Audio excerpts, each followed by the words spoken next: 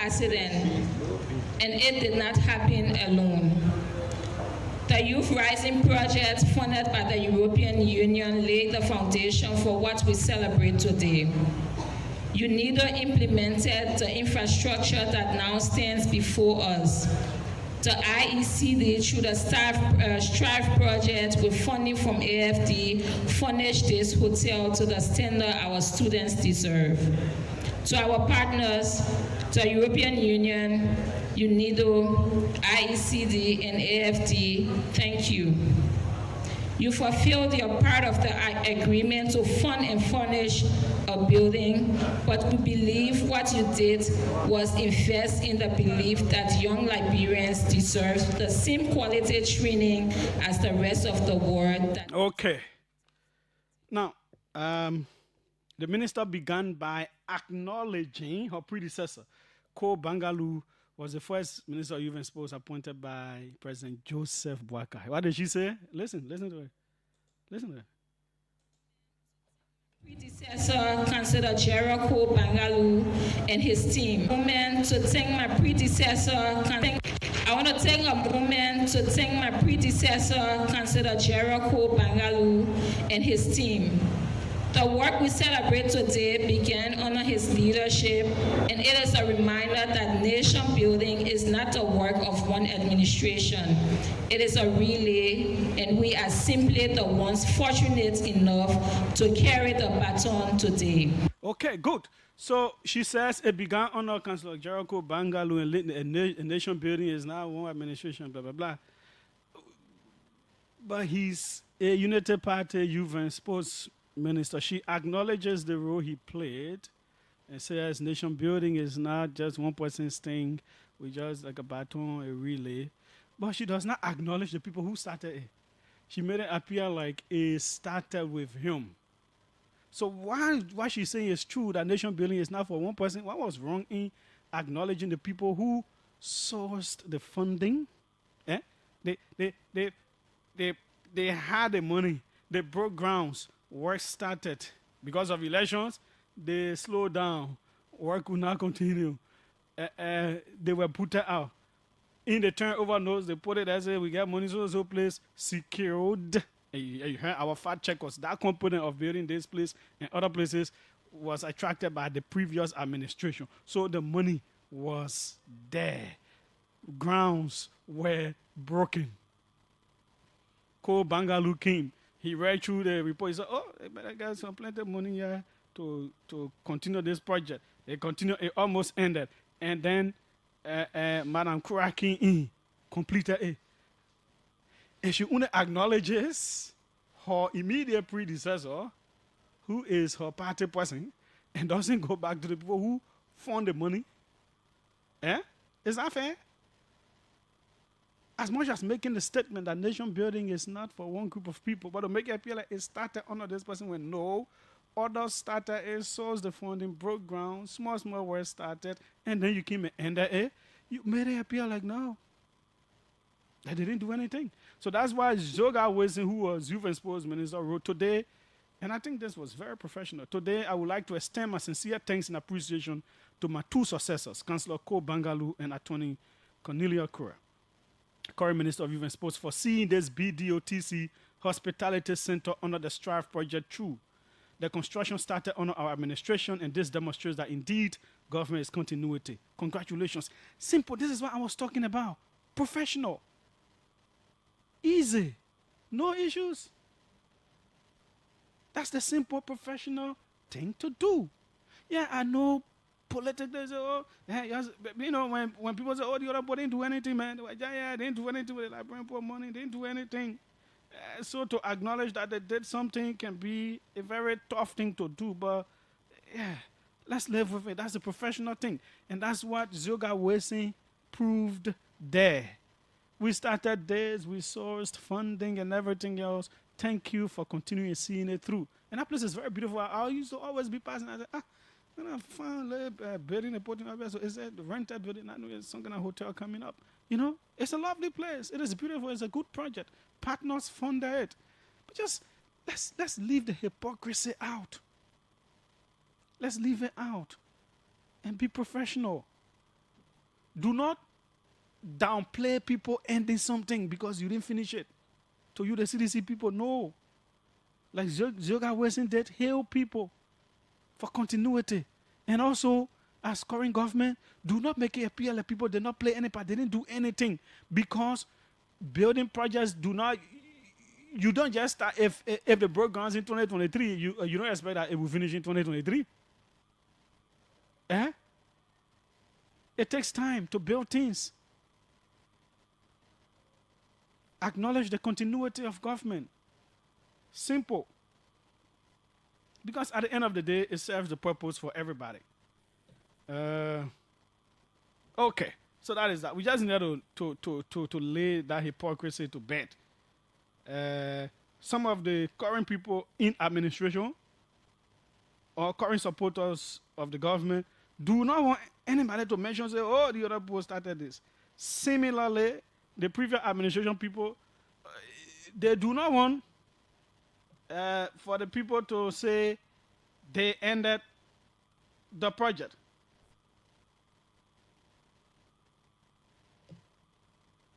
Everybody play an important role because if they did not end it, it would not have ended. It would just go into ruins. So it's important. And if you did not start it, they would not have ended it. So both of you did well.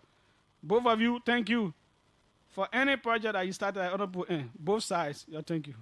And you're happy, huh? So we tell both of you your thank you. When you do the bad thing they do, when we talk it, they don't get fair.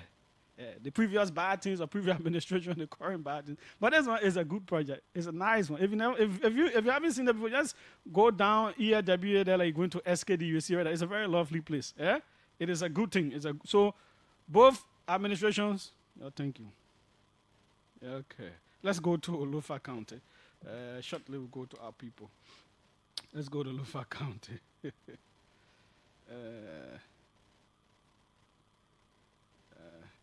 I don't know why it was easy for former President we had to have invited former President to leave the programs, name some things after her that she did.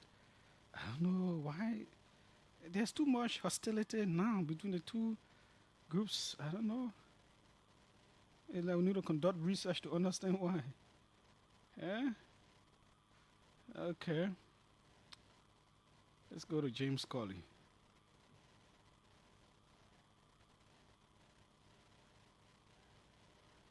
Okay. We're now going to Lofa County to speak with our correspondent on the Solomba border. I think it's like something happened there yesterday, but it appears that has been resolved.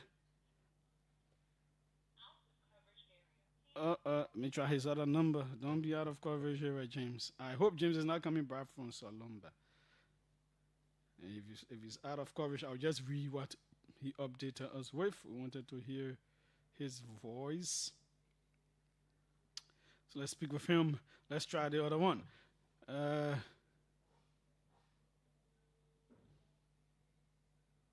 Okay. Okay, we have with us James Colley. James, welcome. Thanks so much, Julius. Good afternoon. Yeah, how is Lofa? Where particularly are you in Lofa now? Yeah, I'm in from Germany. Lofa is good. Okay. We're having a good weather today. Okay, is it raining over there like we are experiencing here? No, we experience sunshine today. I mean, the entire day, the sun is even still shining. So. Okay, great. Yeah. Now,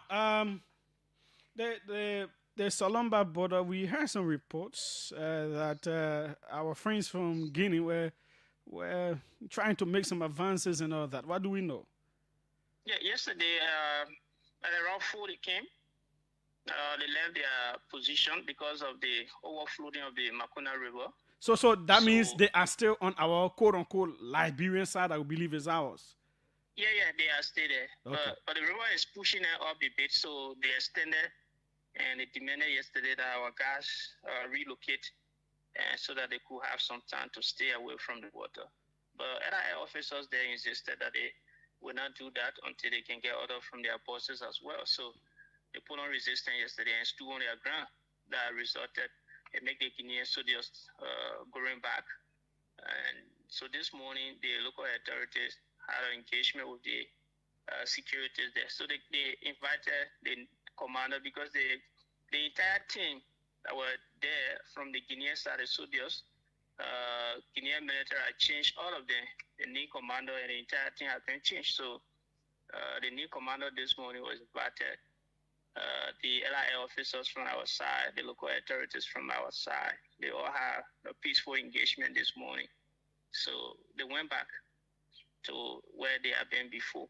On our side, still not across the river.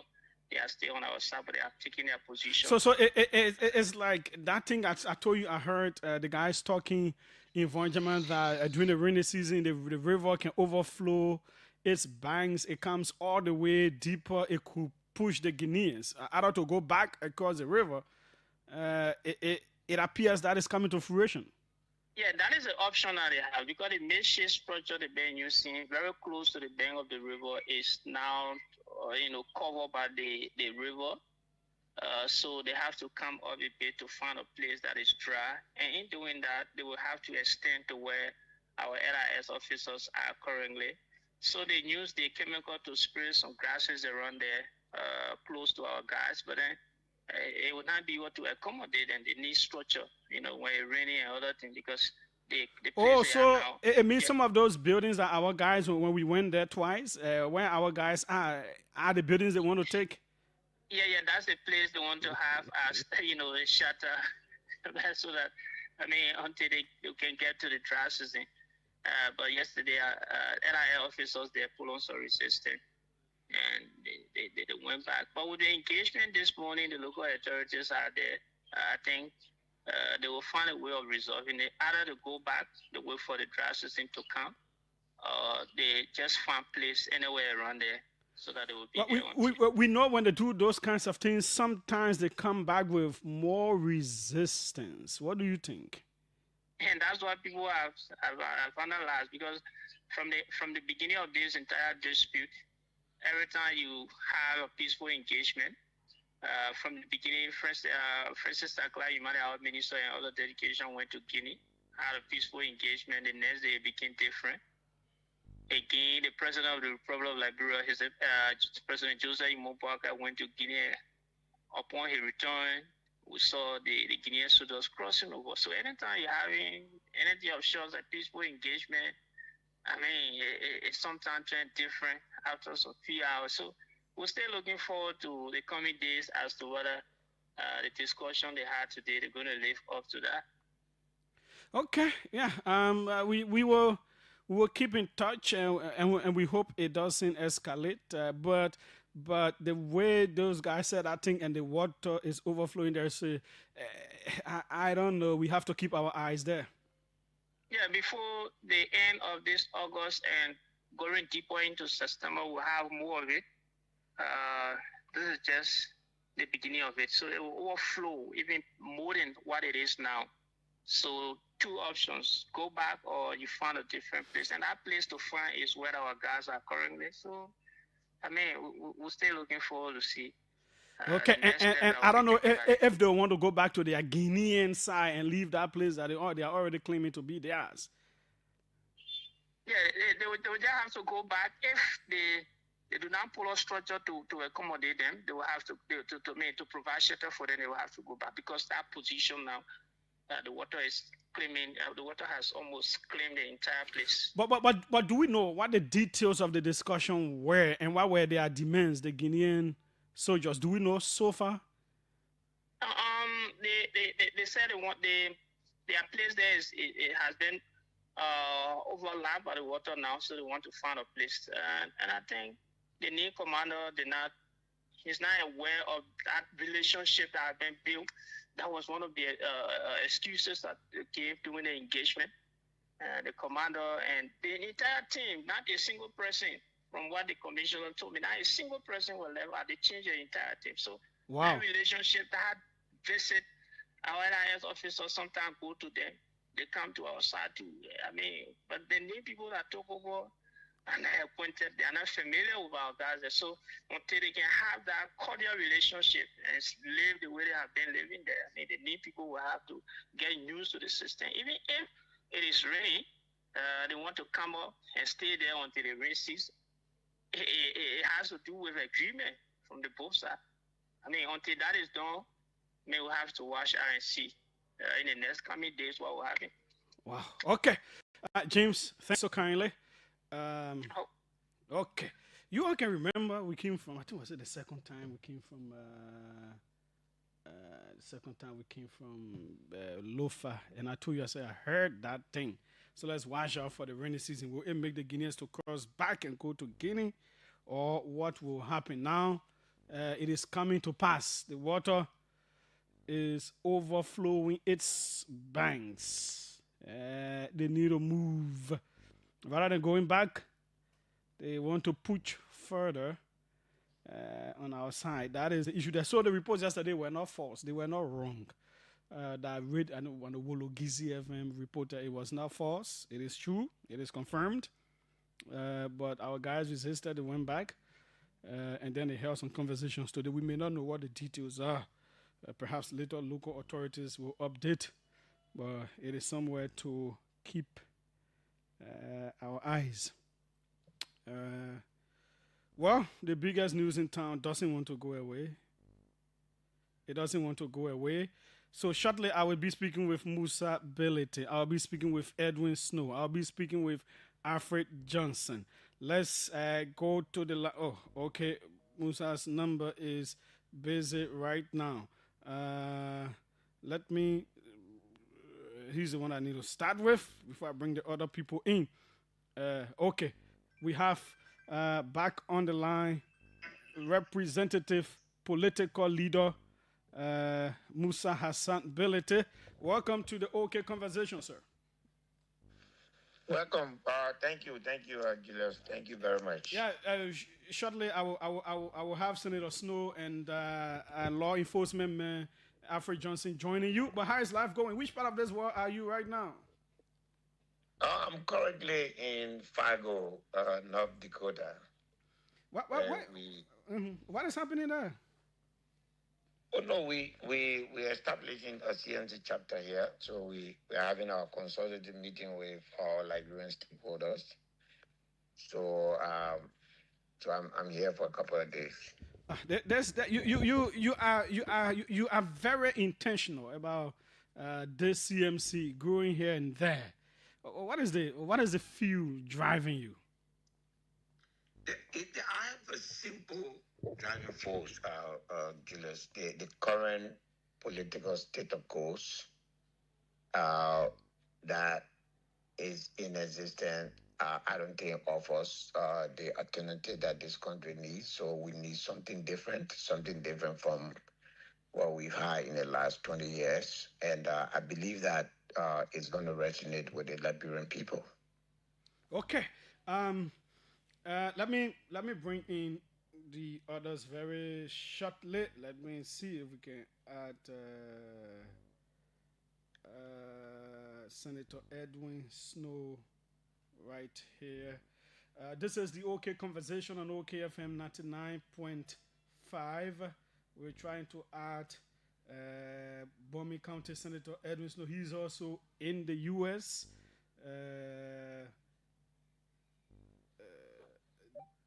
Okay, Senator Snow, welcome. Do we have you now?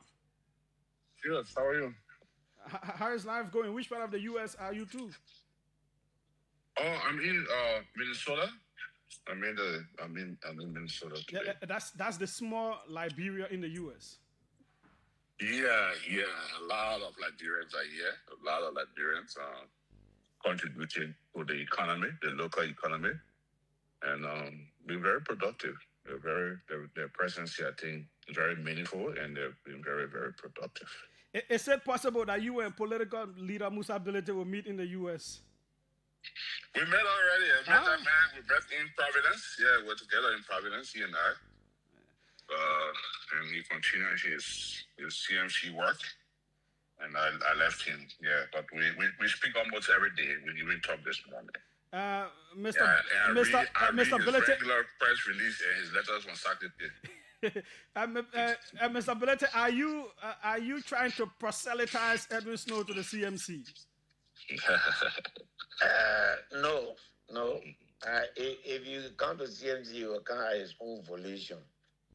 Huh? But right now, I see Edwin Snow as somewhere in the middle there. I don't think he has made a permanent decision yet. And as someone that I know and respect. People, you say I made permanent decision.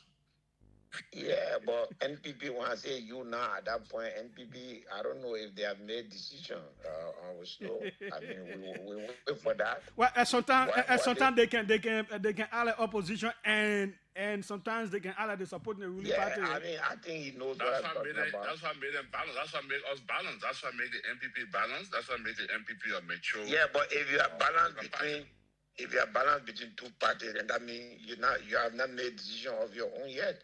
We believe that that time will come. You say we balance between two parties. We even lose Sano Johnson from our party to your party. Then you say we balance between two parties. Okay, you are balanced between three parties, but you are still balanced somewhere. Yeah. We look forward to NPP own decision, whatever that is, and we'll take it from there. Okay. Representative Bennett, let me start with you. This whole drug fight, it has, I mean, every day there is another layer, another thing happening. You're very concerned. You were even threatening a protest until the president took some actions. Every time there is some twist, there is some turn, and we seem to be spinning in some circles. Where are we? It's a good question, Julius. I think that at this point in time, the government needs to understand that it is no longer about them as a government. It is about our country, the future of our country, and the reputation of our country. Bringing Liberia to where we are has been a long journey, a very, very long journey. And in that journey, there was no time where we were classified as a drug transit country. The manner in which that this investigation is being handled clearly tells me that something much bigger is amiss. And the more the government behaves the way it's behaving, the more it thinks the government, and in the process, it hurts the country. This is an international issue already. I want us to understand that. This drug clearly was destined for Europe, for the United Kingdom, and possibly for the United States. So it has international ramification. Requesting the government at this time to include the international aspect of it and recuse all security agencies that are currently involved in it will bring back credibility to the process, and the outcome that we'll get from there will become acceptable to the Liberian people. But acting to be owning the process, at the same time not performing it well. For instance, if there's an allegation that the DEA boss had a vehicle, that alone in a drug case and according to the drug law requires certain action, administrative action immediately, suspension or indictment or something where he can now go and prove. To water that down to a pacified position of recusal, that shows that something is not right in the system. Well, there have been some allegations, though unfounded yet, about the same individual allegedly providing internet for the police and some vehicles for some top police officers and all those kinds of things as well. Have you heard them? Yes, I just started hearing it this morning. Again, that is the main reason why the national security apparatus has lost the moral authority to carry on this investigation, even for their own sake. They can no longer be in the middle of this thing. You know, in Julius, in the other people country, when something happens, even we learn that in school. They say you can always delegate authority, but you can never delegate responsibility. The responsibility always stays with you. The dereliction of duty on the part of our national security agency, the dereliction of duty on the part of our government, show that we cannot be the one in charge of this. It will have no credibility if the government come up with any reason. The government doesn't even seem to know where they are right now. The president gave in for the 8 hour fund. What kind of investigation we have credible outcome within 48 hours? The only investigation that can have an outcome in 48 hours is the investigation whose outcome is predetermined. So we are just going left, right. And to save our country, and again, this is not politics. To save our country, drug is not cocaine. It's not a Liberian issue. Let the government move their hand from in this cocaine business, give it to the United Kingdom, the European Union, and the US government, and say, we think that there's sufficient reason to believe that our security system is compromised. So we want you to come in with every available technology and tools and investigate this thing and the outcome, the Liberian government, and make recommendation to the president for him to take action. But the president, but one will say, yes. one will say that the president is taking action. People are being suspended or dismissed, and we are a sovereign country. We have our own systems here. Even if we think the entire security system is compromised, we could have an independent prosecutor to handle this matter and all of that. We cannot. Julius, when ECOWAS deployed troops here, Liberia was a sovereign country, but Liberia's civil war threatened other sovereign nations, and therefore the issue of sovereignty will not count. When you use your country, or when your country is being used as a transfer point for drugs that affect other countries, that's not an issue of sovereignty. So this drug thing, sovereignty is out of it. The president's action so far has been limited to junior officials, almost like he's being told what to do. At this point in time, the president's action is definitely not enough. Look, all that needs to happen right now is to reduce the entire security network. Whether it is in the executive, whether it's in the security system, it has failed. And as you can see, even the legislature, the leadership seems to be abdicating. Because at this point in time, we should be, if it is legally fit, we should be in a position to recall ourselves, to come and pay attention to this. But again, there's dereliction of duty at that point also. So there's no hope, there's no faith as far as the international community is concerned that the Liberian government has the capacity or the willingness to conduct a transparent investigation on this matter. Well, before I go to Senator Snow, let me bring you to a statement from the U.S. Embassy near Monrovia. Earlier today, the U.S. Embassy posted this. U.S. Embassy Chargé d'Affaires Joe Zadrozny met Liberia National Police Inspector General Gregory O.W. Como and Executive Protection Service Director Sam Gay and reiterated that the United States stands firmly with our Liberian partners as Liberia continues to strengthen its security and legal institutions and to advance law and order. A just and accountable legal system isn't good just for Liberia, it's good for regional stability and for the deep, enduring friendship between our two nations. We proudly reaffirm our continued partnership with the government and people of Liberia, and we look forward to broadening our collaboration on initiatives that enhance the security and prosperity of both our nations. I don't think that statement has anything to do with drug business. Maybe they want to discuss something else. What a drug statement in that statement then? We are faced with a drug situation. We are faced with cocaine leaving our country, going to other country.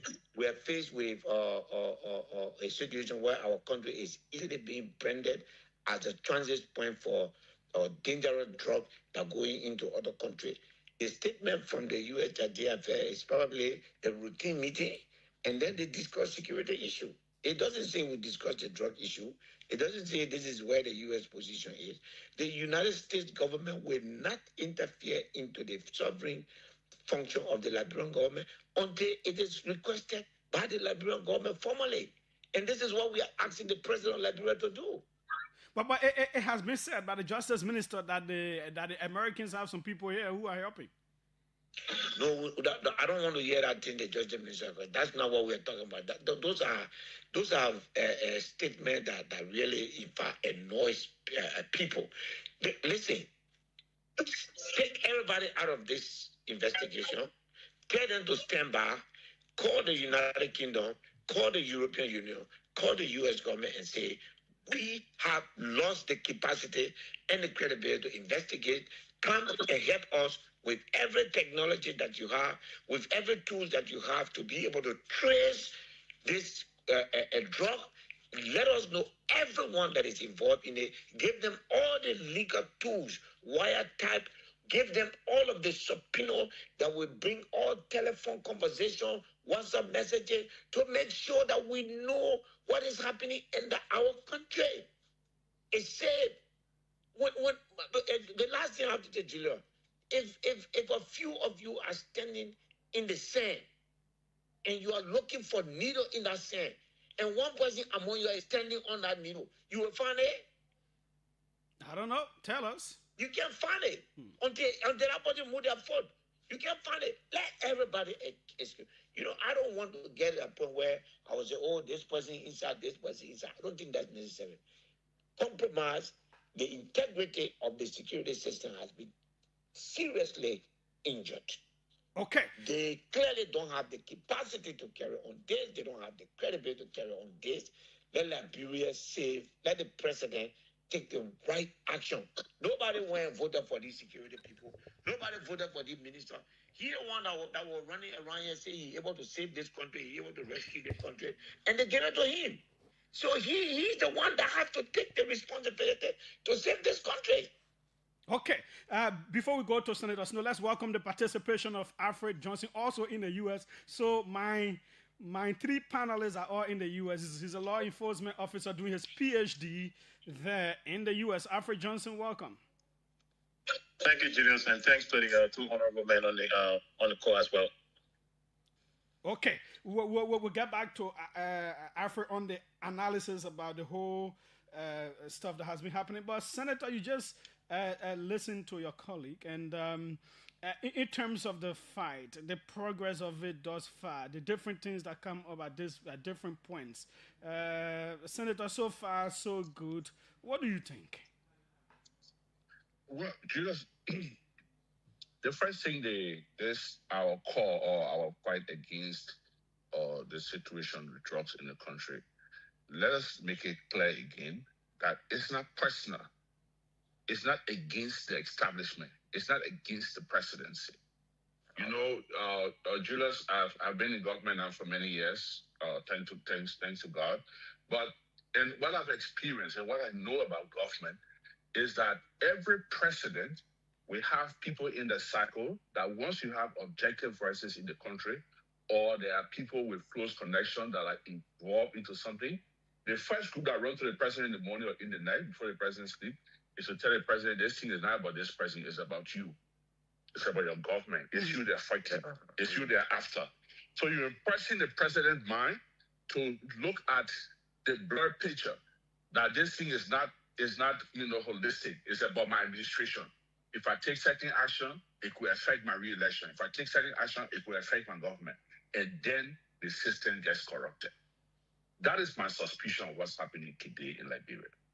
I don't believe that the president lacks the willpower to take action. I believe he has the willpower. But this is purely a national security issue. And if he's been advised, and I think the analogy used by Representative Bailey just now, that if you're looking for a needle in the sand and someone is stepping on a needle, you won't find it. I mean, I think that very, that just tells you what's happening today in our system. Our system, we have a problem, Julius, and we all know we have a problem. How do we solve this problem? It's everyone's responsibility. We all need to put all hands on deck and solve the problem. But when you talk, it becomes personal. When you speak about it, people think you're attacking the government. When you speak about it, people think you're attacking the president. No, no one is attacking the government. No one's attacking the president. What we are doing is that we are fighting for the country. Let us do this together. So, Julius, I wouldn't say exclude the entire security apparatus, get only foreigners. No, but let this investigation become more transparent that people can see. Today, now, Julius, everybody now switched to Martin Colley again. Mm-hmm. So you had $19 million drugs at the airport. You had $300+ million drugs in somebody's home. And we've been investigating and talking and going on the radio and doing everything all on Facebook. And last week, Martin Colley comes and say they pick up the DEA ORC is using. It was given to him by the drug cartel. Then he produced a bill of sale, the license plate, the pickup. Then the pickup got no owner. Then we hear there will be investigation in 48 hours. I don't know if the 48 hours include Mondays, Saturdays and Sunday, because then it shall be ended by now.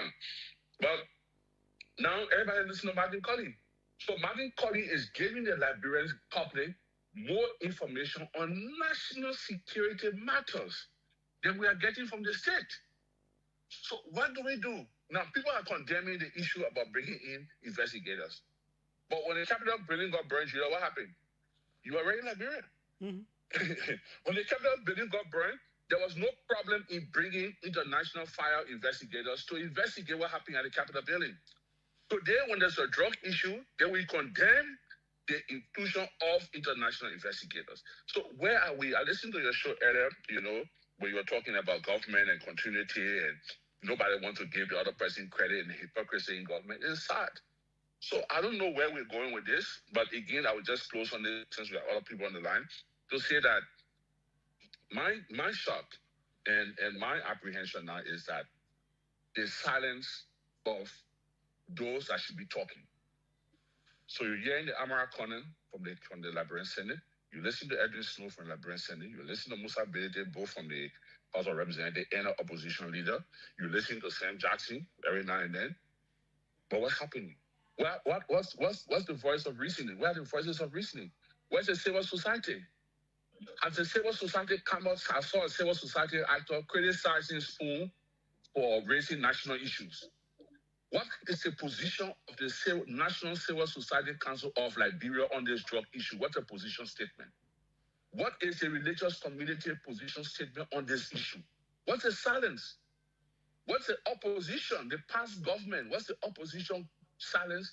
What's happening? What others say? CMC is yes.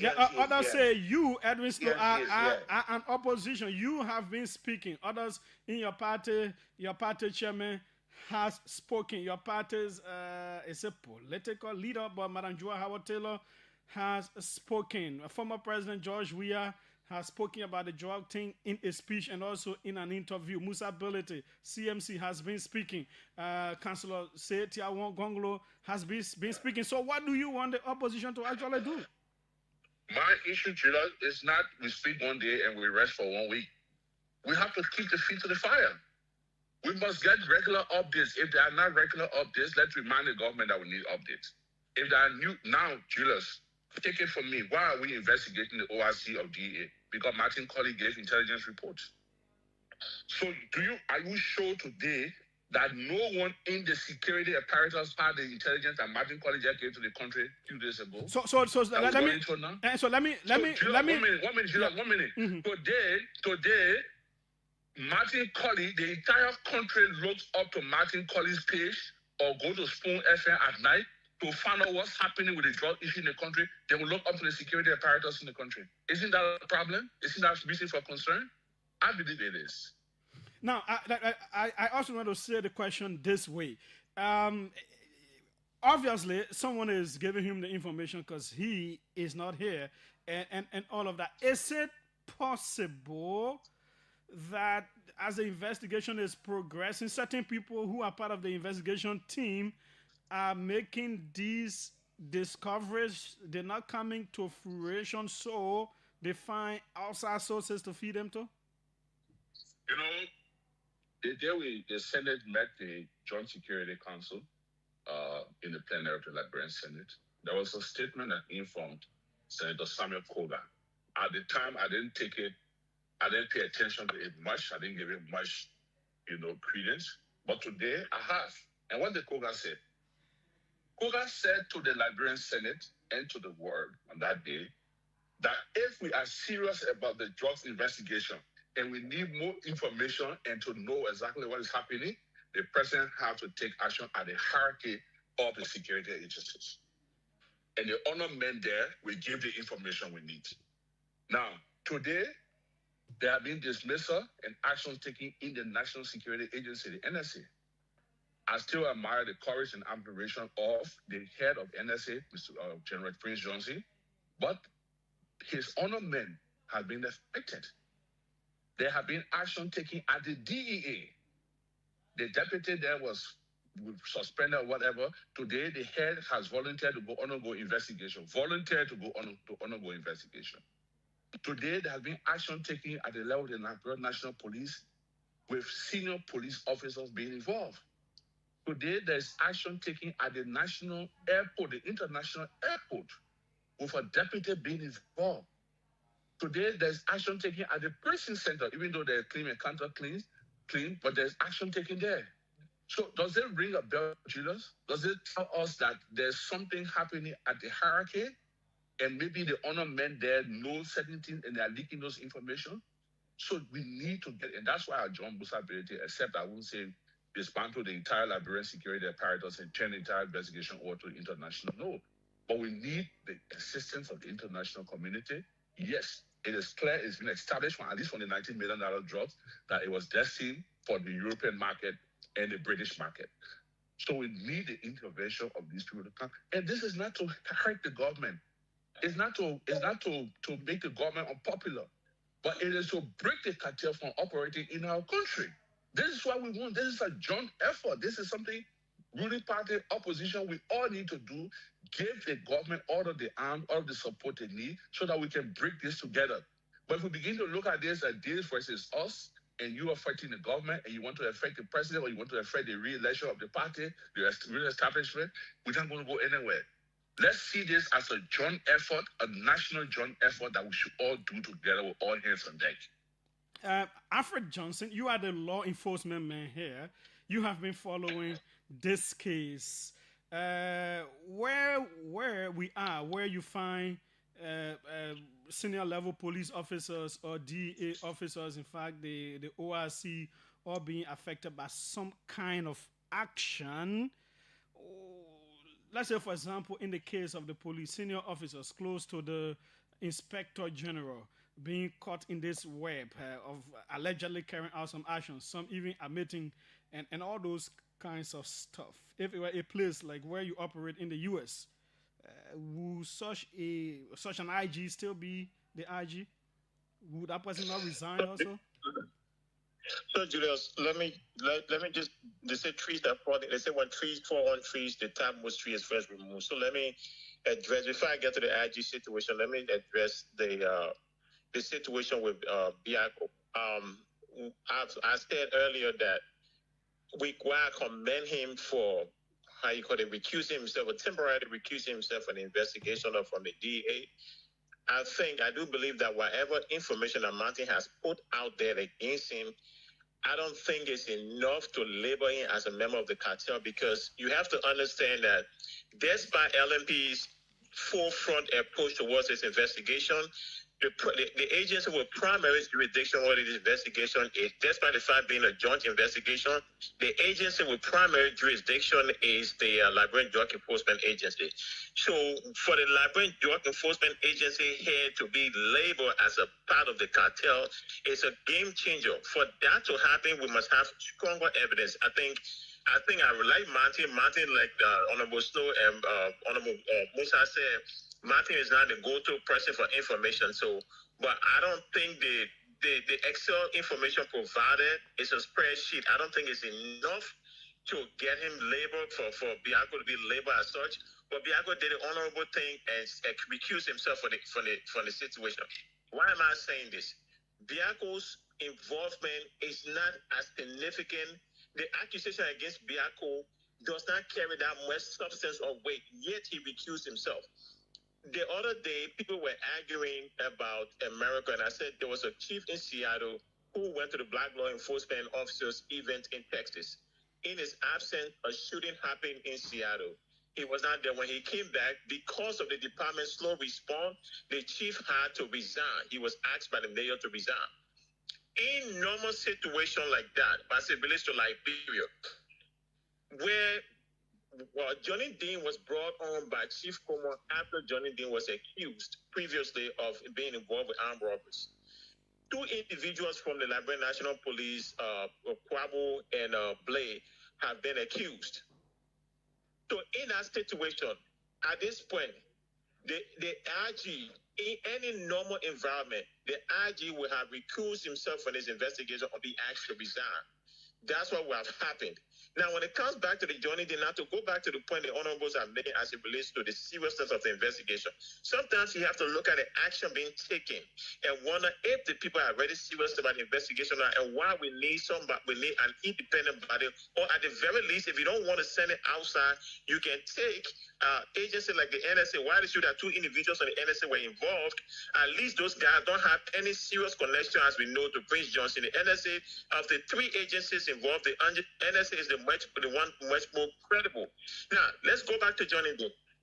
Where people have issues, when Gregor Como spoke of Johnny Dean's involvement after the fact, he was very clear. He said Johnny admitted to taking 10,000. The lawyers can agree with me here that taking money like that is criminal attempt according to Liberian law, is bribery. It's probable cause enough. So if he confessed to that, that's arrestable. That's an arrestable offense. That's not something you take to the professional standard division, because the professional standard division is not clothed with the authority to investigate criminal matter. There are situations to investigate administrative matter as it relates to the general order and the SOP of Liberian National Police, not criminal matters. So why are you taking somebody who has admitted to engaging in criminal acts to this professional standard division as a means of investigating? Johnny Dean should be arrested now. The very fact that he has not been arrested is part of the reason why the investigation is having issue. I want to also address a point Honorable Musa Dean made about the information being out. I'm sorry? Musability. I'm sorry. I'm so sorry. Musa Honorable Benedict made about the lack of information. You see, I just spoke with somebody before I came on air. They were very concerned about the information Martin put out there. And I said, okay, I share your concern. I understand what you're saying as it relates to the van and identifying the individual who owns the van. I understand what you're saying, but there are two perspectives for which you have to look at it. Maybe the first one is, okay, LNP has this information. They are sitting on it because they are doing background information on this person, and they are trying to move in a way that is consistent with investigative process.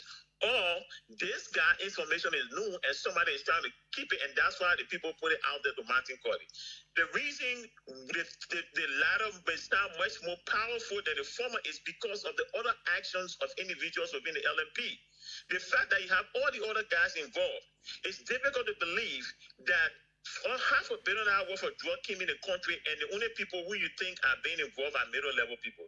That's not possible. Even the chief himself said, under we are administration, there was $100 million worth of drugs that came to Liberia, and it took people at the highest level of government to be involved. So using that logic, it is then possible. It is not out of the realm of possibility for the public to say it is not possible for $500 million worth of drugs to come to this country, and then the people that are being arrested are the only people they want us to believe are involved in it. So my thing is, on the end, I'm in the middle when it comes to independent investigation. I think if we don't want to involve people in this, I think then the best agency that you can deal with and say, hey, the president will be the one to directly lead investigation, not in terms of moving, working on the field, but get all the updates. NSA takes absolute control of the investigation. The president gets daily update from NSA, and LMP and LDA remove themselves from the investigation, because let's be realistic. If they are involved in it, there is a level of compromise that the public will have in their mind that is difficult to shake yourself off. And we have to look at it from another perspective too when it comes to the prosecution. If you have individuals who are being linked to this investigation, still leading the investigation, when the case comes out to court, it can be a case of credibility. The defense can argue credibility in the evidence, because if you have all these people linked to the IG and the IG state spearheaded the investigation. What does that say? Lastly, another component of the investigation that nobody is saying, we're not talking about all the charges, all the conversation we are talking about has to do with the criminal aspect of the drug.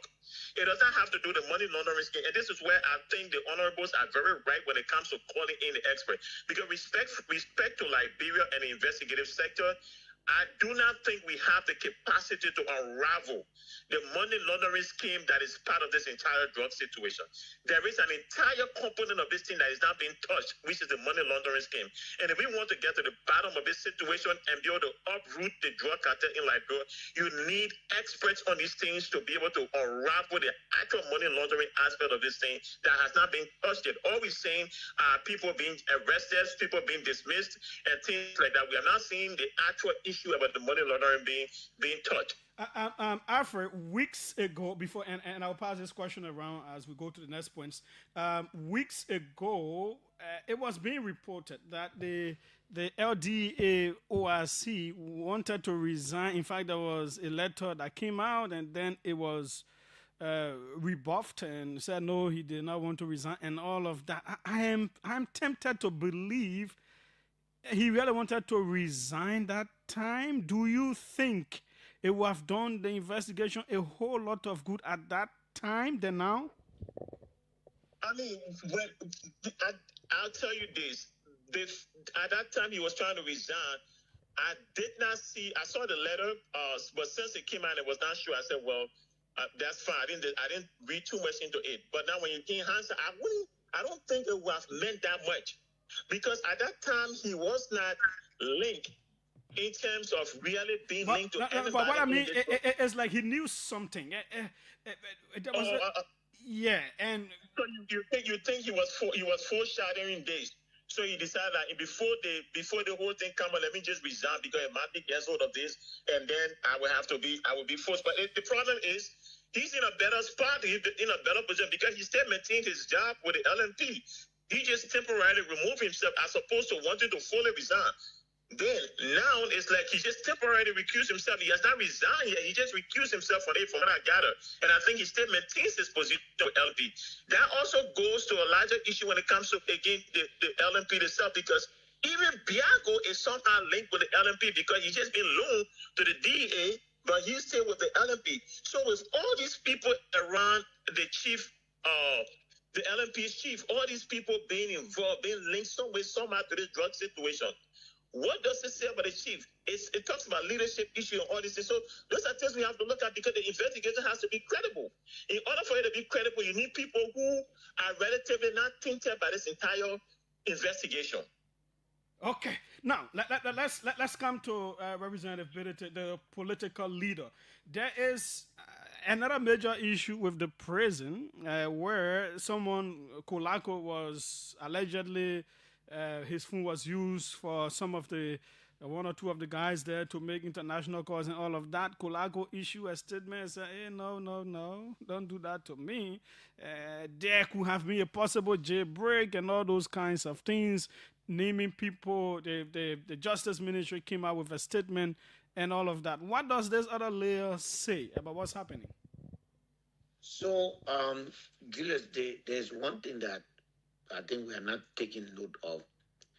That is the value of the drug. The cartel, those who are controlling the drug, there is no way, because they know the value, that's why they are in the business. Mm-hmm. There is no way they will raise that level of money, almost $500 billion, into a country through low-level officials. No way. No way. Julius, there is no way that can happen. Forget about how much, how many who is involved. And people, they have to trust. It's an investment. I want you to know. It's a business. If you are bringing that kind of huge business to a country, someone with authority, in fact, that would be their modus operandi. To say, for us to move in the country, why do you think every country where they use as a transit point for drug, take for instance Guinea-Bissau, and all this other. What happened? The accusation is always at top level government official. Sometimes even in those countries, sometimes at the president. In this case, I definitely don't think that the president is involved. I think that he is not in full charge of the government, and so people are running the government, running ring around him. But personally, I don't think he's involved. But the point I'm making is these low-level officials that are being subject of all of this action, it's just a waste of our time. There is no way, my brother, you know how security business work. I can sit down right now as director of LDA to call my man on the radio to say there's a vehicle coming over there, escort the vehicle to this point now. Mm-hmm. The police, the officer will not ask you, say, Chief, what is that? Yeah, no. Yeah. You understand what I'm saying? Mm-hmm. So at the end of the day, why the student, there's still an opportunity, there's a possibility that the very officer could have taken that initiative by themselves. Those both possibilities brings into question the credibility of the investigation. Too many things, and I agree with my brother here that the bribery issue, with Boladin. Biago, is that Bonadin, right? Mm-hmm. That should have been an action. Why there is a reluctance to take action when there is clearly a probable cause, when there's culpability? Why they're reluctant? Because that's the crime. As a lawmaker, if there's evidence that I received bribe, the police probably would be to my door the next day, investigating me and trying to indict me for bribery. So these are the things that we are concerned about. If you go to the prison, Chief, we know how this thing works. There is no way that prison officer will be brave enough to establish any contact with those people unless somebody call him to say, my man, our people that beg you, take care of them. You take it easy. They may not have told him to say, let them use your phone or help them. But when you say that, when someone goes to jail and somebody call to say, take care of those people, then you have to listen to that. The only way to call international people to say they must assist, it doesn't work. Yes, I fully agree with almost no that the NSA has proven to be credible, and any international agency that can should work in collaboration with the NSA. But my point is to avoid everything that we need to avoid. We don't have the technology because we need technology. We need to know whether some of these people have been talking to these people. The technology are there. If you bring the British people, the European people, the American people, they will tell you they're very criteria. The numbers they have, who are talking to them, will know everything. I mean, why are we wasting time with it? This investigation can be made easier with technology. If you're speaking to somebody, they don't have to know what you and the person talking. But the technology point, the point of connection are all available to the telephone companies. They can tell you on social day, this person and this person talk. It will lead you to that person and say, why you and the person were talking at the time? What were you doing talking to this person? All of these things are happening, and there's definitely silence. Since they look at what we're taking to be serious right now. Whether the recusal of Biago and the 48-hour thing that the president gave it. That sounds like a decoy to me. That thing is irrelevant to the issue. Biago resignation or recusal is irrelevant to the issue. We got a cocaine in the country. We need to know who brought it in our country. We need to know who are the people that are involved with it. We need to break the chain.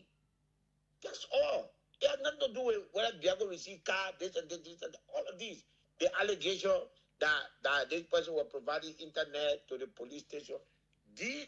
My argument is all of these things create suspicion, it reduces credibility, and therefore the security apparatus have lost the capacity to deliver a credible outcome out of this investigation. And that's what I'm saying. Okay, as senators know, there is this angle of the ship that was in our waters, mysteriously evaded a speedboat, and we're hearing has been impounded reportedly in Ivory Coast. Linking all of these things together, the issue of the prison, where are we? So Julius, the issue of the ship for me is, I think that's what beats my imagination. It beats my imagination, Julius. There's a letter showing an agent that worked in a government that has now been dismissed, writing the Liberian Maritime Authority to allow the ship into the country, and even asking people to stay clear of the ship. There's a letter, official document to that effect. We all have seen it. We've seen the company registration. The company is 100% owned by that individual and everything. Meaning that individual is one Liberian that have established complete and direct link with the ship. Nothing has been said about the individual being arrested, being questioned. Maybe something's happening, I don't know. And then the ship leaves our water, goes to Ivory Coast, the ship is arrested, and say, no, bring it back to Liberia. When you can just interrogate the individual right there, let the Liberian people know what's happening, and we take it from there. Now, the ship has left the waters, gone to Ivory Coast. You really think, Julius, if there were any substance on that ship, you really think there were any substance on that ship, being arrested, going into Ivory Coast, they would have kept it there, or they would dump everything in the sea? At that point, now they have the survivor. So it's what we're doing now. It's smoke screen. It's smoke screen. I mean, when we're up any personal thing against this individual, it's established. You, Julius, you get something coming in Liberia. You wrote a letter and say, this is coming. I'm the agent. Everyone stay clear from this vessel. He needs to be rescued. It needs to come into a port. Fortunately, the Maritime Authority apparently didn't work. They refused it or whatever happened. But the ship had left.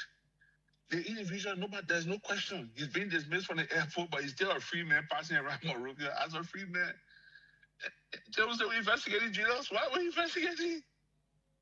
What are they investigating? So it's confusing, to be honest with you. It's confusing. I hope we can really, make some genuine efforts. I hope we can do better than we're doing. But believe me, it's confusing. Alfred Johnson, what can you recommend at this point? You're a law enforcer, so you've been in these things. You've been around a whole lot of big investigations. What can the president do? Because at the end of the day, it is about him and his leadership. Are the dismissals and suspensions okay, or something more needs to be done? The president has to be very clear.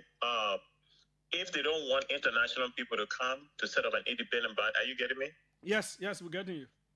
If they don't want an international body to come, at this point like I stated earlier, of the three agencies that are involved in it, the NSA is, relatively speaking, the more credible one, because even though two of their guys were now in the situation, those guys are not connected to the NSA chief. And NSA, from all indications, has been providing some of the great intelligence. Even the situation with Johnny Bonadine, from what I got of the NSA that followed the lady. So they've been producing serious evidence. So they should take the lead. I think the president should also be very clear that at this point, I do not want LMP involved, because it's not to accuse anybody, but they said at this point we want the investigation to be credible. So I do not want LMP involved. I do not want LDA involved. I just want NSA to take lead, and I want to assist. I want international partners to assist them, because let's be realistic. This thing is overwhelming. Honorable Snow talk about Marquia. There is any serious environment. It's not just Liberia. It's not a serious environment, but Marquia is linked to the drugs.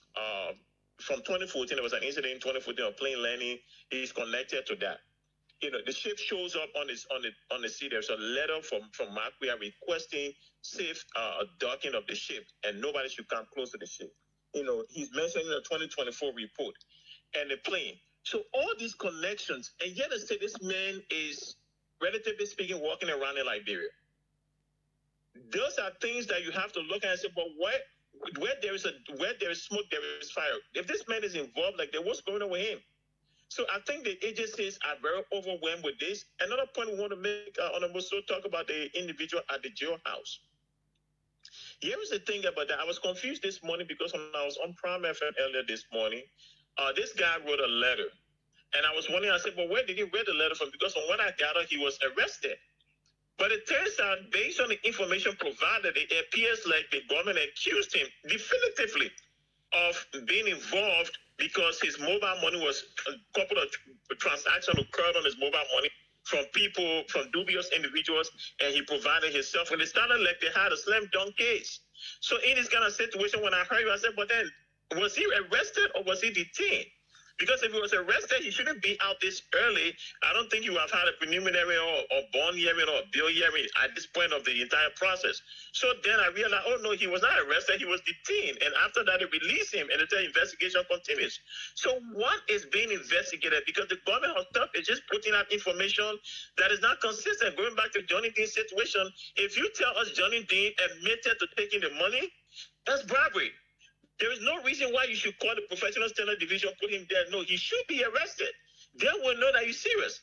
So again, it is difficult. Some of us being in law enforcement practically and I've been in this law enforcement since 2008. I'm telling you this right now in terms of education and professional experience. There is no way, under no condition, our drug law is bringing $500 million worth of drugs, and we are saying $500 million because even though they said 317 or 30 million now, when this guy cut the drug was in its purest form. When they cut it and add other things there, it surpasses $500 million. They are not bringing that amount of drugs in Liberia and be relying on a Christian Yanti. No. They're not bringing that amount of drugs in Liberia and be relying on one or two people at NSA, low-level individuals. No. They are depending on higher-ups.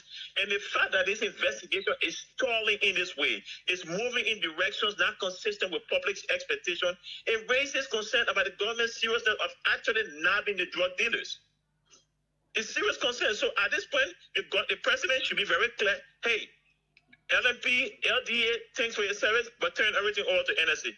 U.S. Embassy, people may say that U.S. Embassy should come in, but there's something called the nexus. One of the things that happened in the 2000, I think the $500 million worth of drugs where the guys were arrested and taken to the U.S., there was an established connection between that drug and the U.S. market because it was coming to the U.S. market. Mm-hmm. At this point, the only thing we can confirm is that the drug was going to the European market, Brussels, England. So you can work with these people because now they have vested interest. This drug was coming to your market, so you have vested interest to come and assist us in this investigation.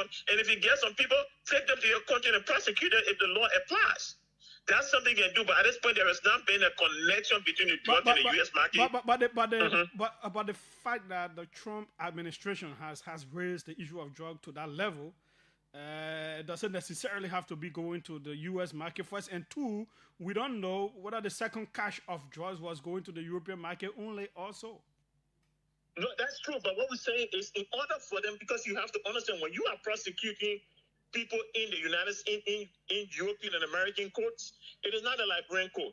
The guy will have powerful lawyers who will have to push against the nexus that has been established. If the nexus is weak, if the connection is weak, you may have a jury that will be either hung or they will say no, not guilty. So you have to be able to establish a stronger connection with the U.S. market in order for that to happen. Now that we don't have that yet, the U.S. again has to get to influence her European partners and hey, there is an established connection between these drugs and Europe. So the destination for this one was going on as in Brussels flight, so it was going to Brussels. So you can talk to the people in Belgium to say, hey, can you help out and see if you can get some of these guys and take them to your country to prosecute? That way you will show some level of seriousness, some level of commitment. But the fact that this is not happening raises question about the commitment and also fueled the allegation or the speculation that it is not possible for these guys to operate with a high level. And the chief himself said it. There are people in the highest level of previous government and current government who are involved.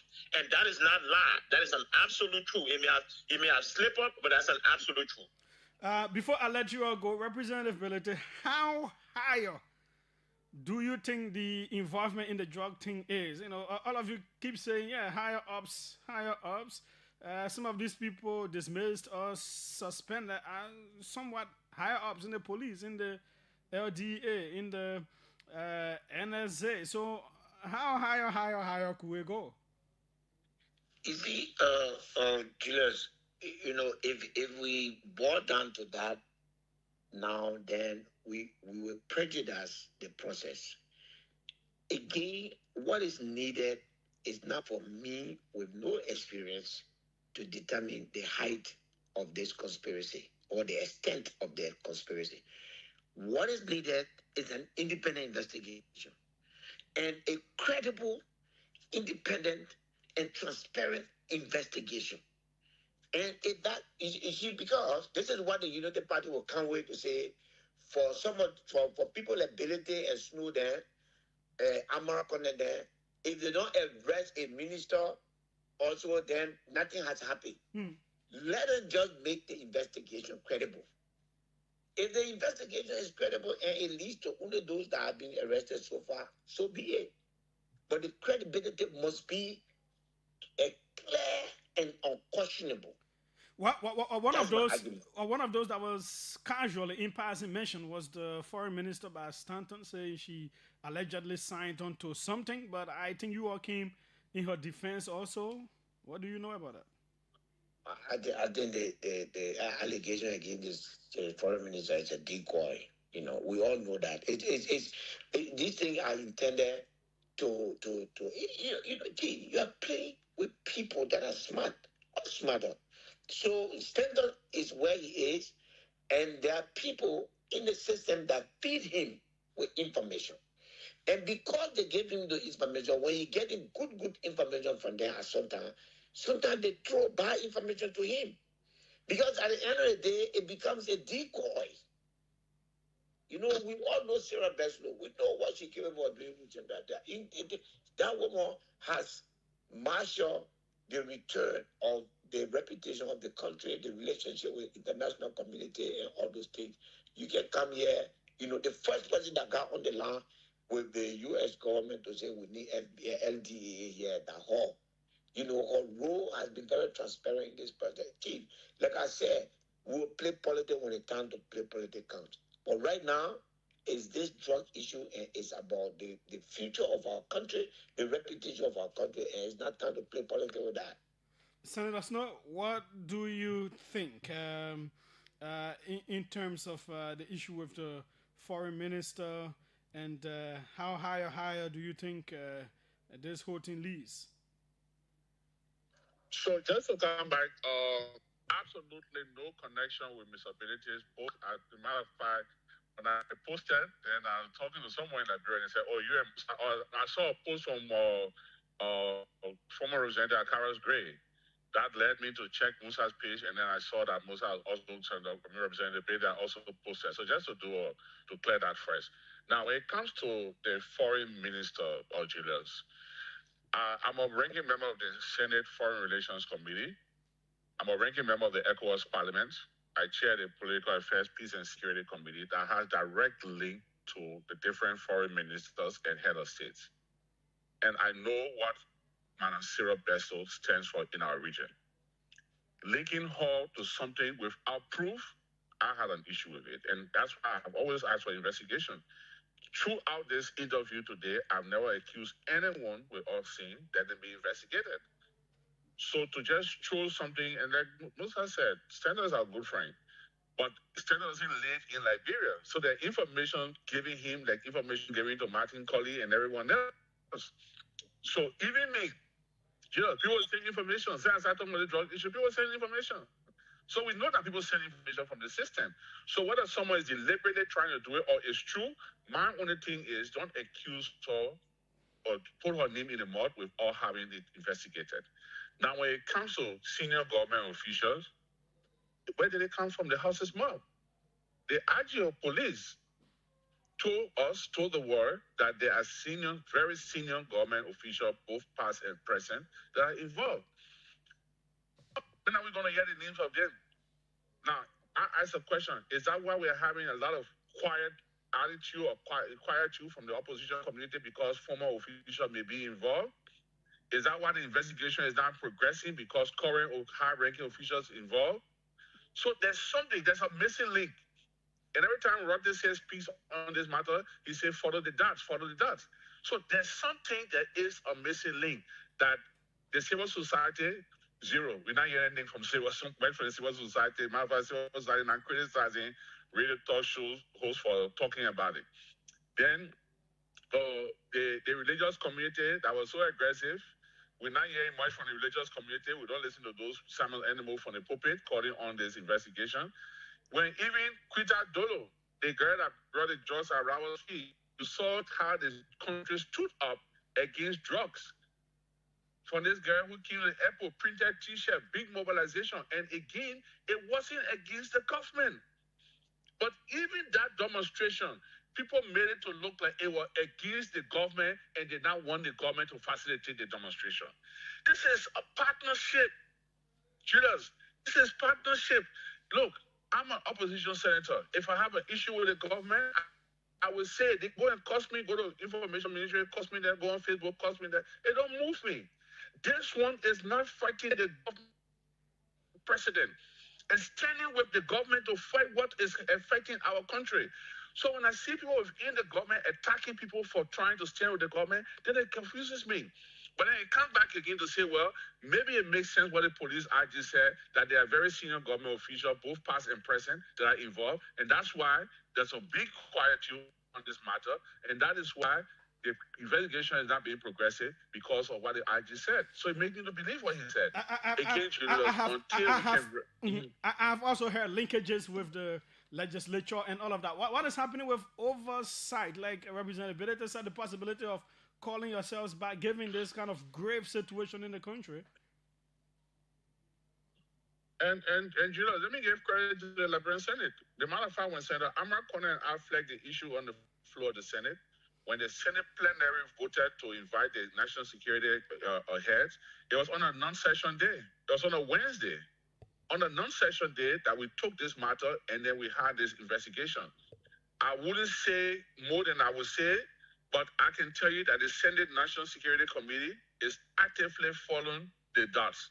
So we are being posted, we're being informed, and I will encourage the need, like Mr. Senator Representative said, that if there's a resolution for a recall for us to return from vacation and get involved with this matter, I will be the first person to sign it. I know Amara Corner will sign it because there's a need for us to get involved with this situation. It's not fighting the government. It's not fighting the president. This is a message they will take to the president. That open on the radio, they're fighting your government, Mr. President. Then when you re-elected, Mr. President, they think not about the drugs, about you. Then the president may feel reluctant that, what the people see is true. That's how security. Look, I've been involved with presidents. I know how people operate with presidents. The first thing they convince the president is that this thing is not about the country. This thing is not about fighting the drug. This thing is about fighting you, Mr. President. So don't give into it. Stand by us. Stand by those that are accused. Don't throw them under the bus, because throwing them under the bus could affect you. And this is what it is. Can I make a small clarification? Yes. Please. There's one small point I disagree with on Snow. I'm not going to assure the president that it's not fighting him. It's fighting him. He the one was running all years, say you want to be president, he got 42-year experience to run our country. So when something goes wrong, we hold him responsible.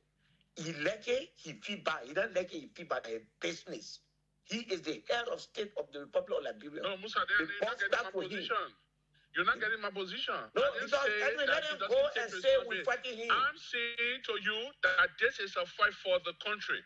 I don't think you're raising this issue of I'm raising because we want to fight the government, fight the United Party, or fight the president. We're raising it because we want to fight for our country. The issue is let's fight for our country. I don't care whether the president feel are fighting or not fighting. It doesn't matter, because that's the strategy they are using so that we can draw back. Because they are going to tell him, oh no, Mr. President, this is not about the drug business. The people there, they are doing it, it's about you. So be it.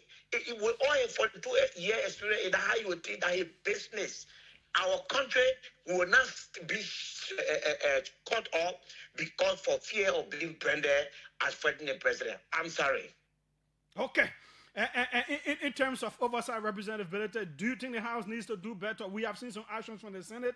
I'm not sure we've seen similar actions from the House. Yeah, I mean, I don't expect much from the House. You know, the House has been decapitated. Therefore, Joseph Baga nephew, Thomas Fire is there in charge. He will not do anything.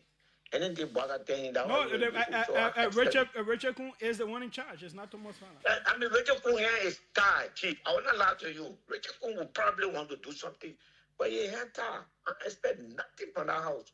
We just come and go back in the place there, and the noise start again. I expect nothing from there. I mean, we do at this point in time. They come in Like, the rules and other committee. Edwin, you will not disrupt me. We all will look up to the Senate.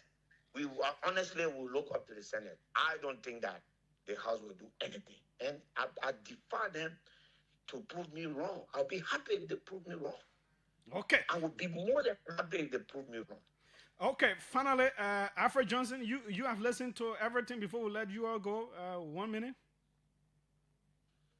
I mean, first of all, thank you for the opportunity. It's always good to have a conversation on this issue. I'm just praying that if they don't want international people set up an independent investigation, I mean, they can rely on the NSA and see if they can gather as much resources as possible to assist them. But this thing is extremely complicated, and it is difficult for me to see how the government of Liberia on her own can investigate this thing to the fullest extent of the law without international assistance and resources, because there are so many angles to this issue that has to be addressed. Also, if you are going to investigate it, you have to understand that hair is going to have to roll. And if it is going to be all the way up, it goes up.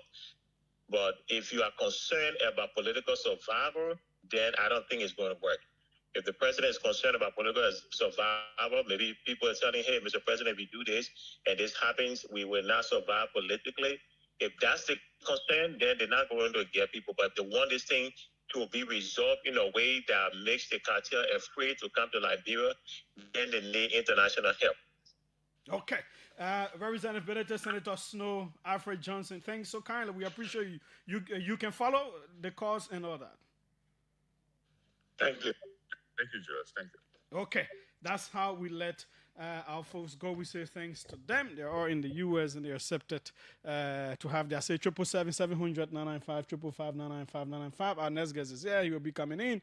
Let's hear some of your calls. Very significant issue affecting the country right now. Welcome, and let's hear you. Yeah, thank you very much, Julius. Well, my name is Andrew Wisse, and I join you from Bannerville. Go ahead, Andrew. So, Julius, I'm concerned previously with your discussion about POTC and progress that have been made by past government and present government. You know, the two governments, that the CDC and the United Party people, they're the one who spoil the country for us. The hate is too much between the CDC and the United Party. But it was not at that Ellington. It was not at that we are Ellen. It was not at that. What's the problem? The problem is that those that feed the young people that are just taking power, that has get the opportunity here to be up to President Baga, they are the one really bringing the bad blood. They are the one pushing the whole country. The sedition, it's not about you talking about sedition, but the sedition, if they were really, I think they were really bad, I think they were not coming to give power in. But I think that the country needed to move forward. Look, in a democracy, there will be a winner. Even the football match, after 90 minutes, there will be a winner. There will be a star. Everybody will take a star, but after that, let us come together for the greater good of our country. Okay. But now our country is divided, and the next thing I want to talk about, I listened to Musa Bedede. Look, we are all leaders, and we need to respect leaders. The reason why I disagree, sometimes the way Ellison put it, it's not saying trying to support the president. And I know, if they just believe me, I know 100% President Baga is not part of it. But people, we need to understand that the security setup. But what the Musa said, that was disrespectful. He don't care for the 2-year experience. No. But he said if the president made people to believe that they who speaking out is because they are against him, then it is up to him because he has experience enough to know what is right and what is wrong. And I'm saying to you, the president have a vast experience. I'm not his full member. I've been knowing him.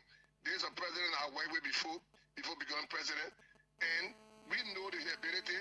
So we're saying to you that I think he would think that way, and I think he would think in the right interest of Liberia. Thanks. So kindly, let's take former Representative Moses Akaros.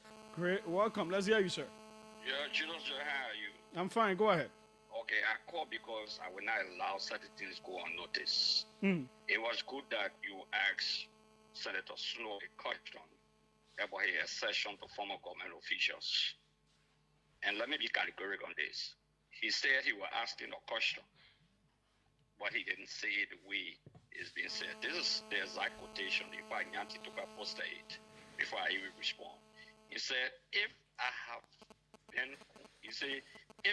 have never been convinced or believe Gregory Como, Hello? I believe, you got me? Yeah, you can go ahead. I believe him today that this just issue has current and former officials in high places who are involved. He was categorical. In the case of Sarah Beslow, on the show, and not just on the show, he and Musa Bedete asking for evidence, or the rule of law must be respected. They said they don't believe. But in the other case, they are categorical that they believe. In fact, on the Snow said, let me be specific, that because of that, former officials are being quiet. Let me say to on the Snow, why the student, we are all in the opposition. The CDC will not act in accordance with what Honorable Snow wants as an individual. We want to be categorically clear on that. If you feel that they need evidence on a friend as a member of the Committee on Foreign Affairs, on a friend of Ambassador, the Minister of Foreign Affairs, Beslow, then he also needs evidence to prove that former government officials are involved. You cannot bring politics into it. You all talk about politics, but I think he's being political, thinking that he will provoke maybe the opposition, the CDC specifically, to jump on the streets of Monrovia or on the pavement of Monrovia. We don't operate like that as a political institution, and we do not take instruction for them. Okay. We got to be very clear, and I wanted to make this point extremely clear, that we're not pamper, whether you're in the ruling party or in the opposition, to try to murder the CDC and its government in any manner or form. To do so is to confront the CDC directly. So, Julius, thank you very much. I just wanted to be very clear on that, and I wanted to read exactly the quote that was even posted by a reporter of OKF, and besides what I listened to on Spoon Network, that exactly what he quoted. So, Okay. on the Snow should not come on the show and sugarcoat things. I hate to say he didn't say it. Thanks so Probably he kindly. forgot about what he said last night. Thanks so kindly for your call. Welcome. Okay, that one went up. Let's go international. Let's see who's here. Welcome. Let's hear you. Yes, Julius, good afternoon. Go ahead. Yeah, this is Jacob Gossin. I call from North Dakota, USA. Julius, I think with the fight against drugs in Liberia and with all of the different arguments, we will not achieve anything as a country. Because there is too much noise and people are being very insincere. People are dishonest to the process. Even the government itself is dishonest, including people in opposition, they are very dishonest. Even people in the media are dishonest. Let me take you back to the Renaissance thing that every day the connector, he said on Spoon, and he's not making any good argument. He started again last night with the Sodoma Bodo. You, Julius, why do you think you take your time, you and Clarence, you call everywhere to investigate and get a real information? But is it not true that something happened at Solomon Boda yesterday? But listening to how he and Stephen broke the news last night. Listen to how they broke the news. Are we going back? Are we having Radio King Ali in Liberia? What did they say? For the country? What did they say? Stephen started the show because when he and Renaissance ready to come and sit on the show, he started the show. Oh, they want to happen to Sodoma Boda. Like, we're finished. They finished taking the Boda. The Guineans say we should leave. And they finished taking over the entire place. Why would you blow such an alarm? And it is not truth. With the information that's being provided, Renaissance came back to the same Renaissance came on the show last night and started to act as if to say like the Guineans are taking over the entire Lofa. Why are we being dishonest? Why can we not follow the pattern? This morning I listened to Clarence. Clarence took his time to get the information. Similarly, I took my time. I came from work. I said I will wait for Julius. Julius, you did the same. You took your time to gather the information. Why are people being so dishonest? Okay. Are they waiting for Liberia to go to war? Thanks so kindly. Or do they want something terrible to happen in this country? Thanks so kindly for being dishonest. Okay. Thanks so kindly for your call. Let's take a few others. Our guest is already here. I believe this one is from France. Welcome. Let's hear you. Hi, Julius. This is Joel from Monaco. Go ahead. I just wanted to say first of all that all the call that talk about radio gigali, all the kind of thing, all the people that are hiding behind the truth. When it, on their side, they favor them. When it, on the other side, they will be against it. Now let me just speak to the Solomon brother first. Julius, you see when they say that man, a high-head man, a military man, right? They give you all the instances. Every time, Moses Colley said it, your reporter, James Colley or whatever, your reporter from Africa. Every time there was a smooth operation diplomacy, he came out with something else. You know the reason why that man changed all the people over there? He don't want no friendship. If he wanted a peaceful operation, he was going to leave people there that are familiar faces, that know the surrounding. They already not get familiar with the people that even living in the community. But the man, that's a military strategy. When you see when military people send people on front line and they feel that you're being compromised, they change you. The man not leave one person, change the whole group. That's just to tell you his aim and objective.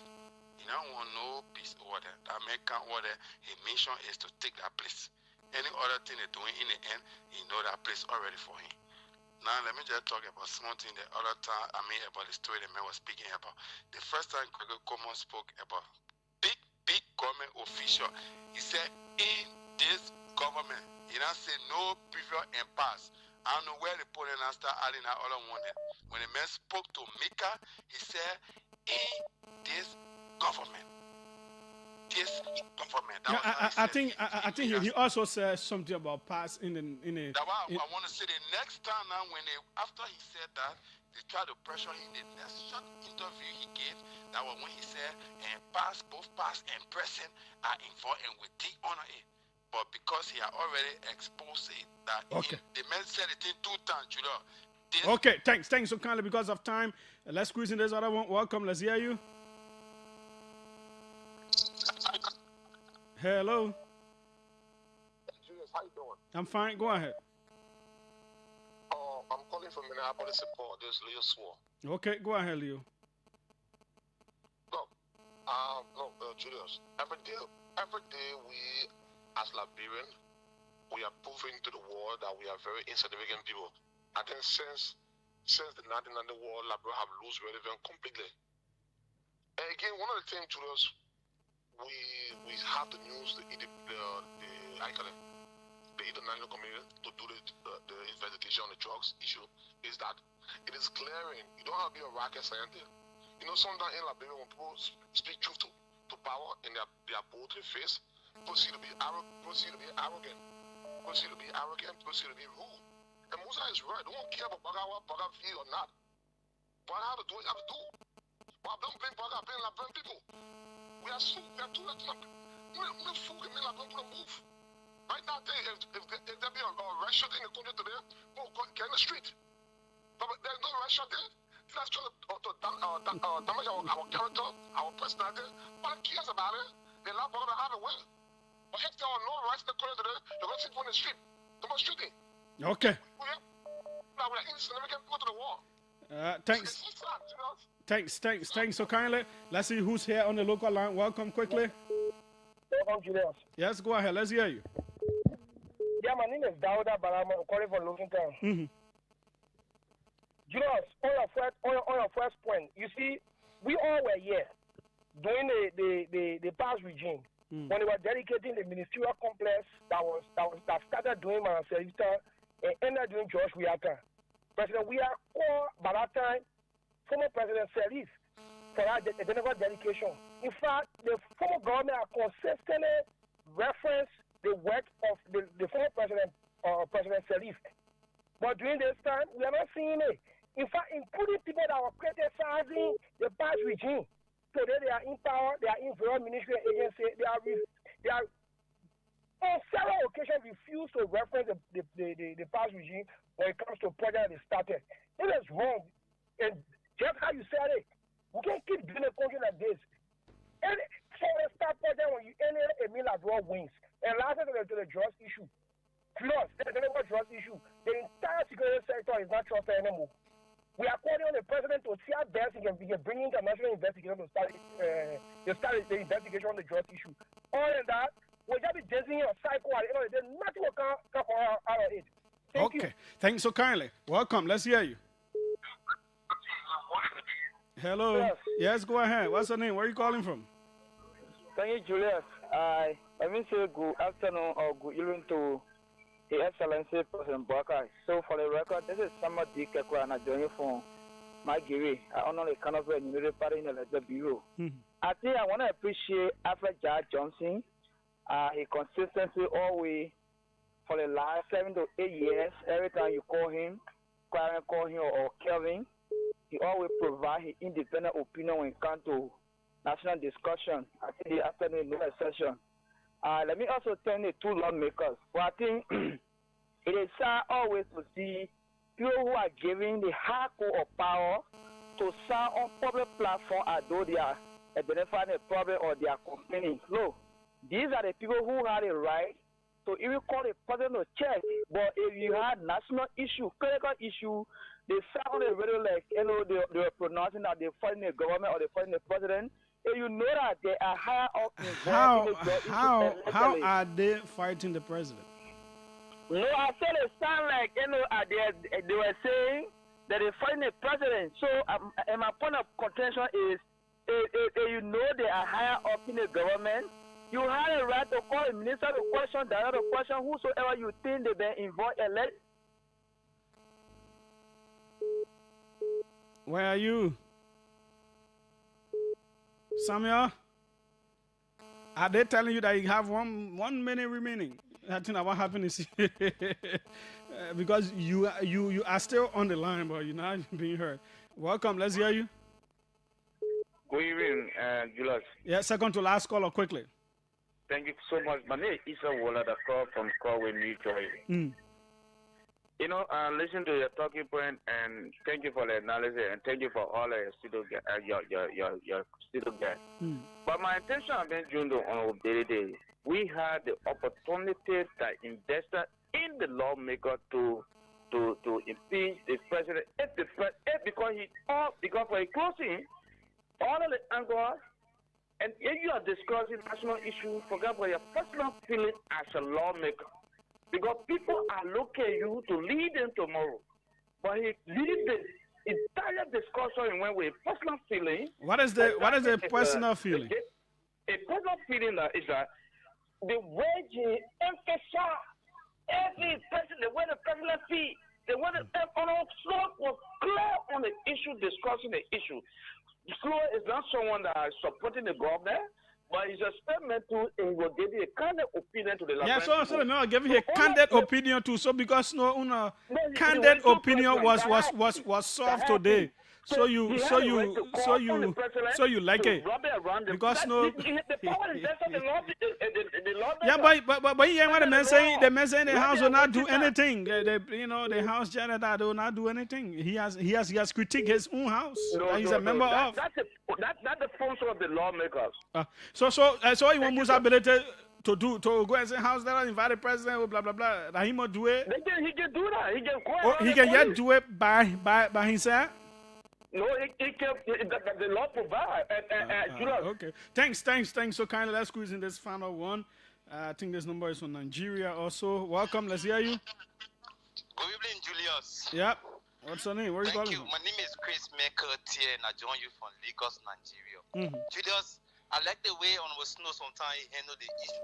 He want to politics and at the same time he want to act like he want to see Liberia move forward. Then at the end of the day we come by and say this government is doing nothing. But yes, the vulnerability said there's two-way street. On the snow it's possible. Those people who have been linked to the drug cartel and some of them have been suspended and dismissed by the president. These are top government officials that three persons can go together. Liberia is a small country.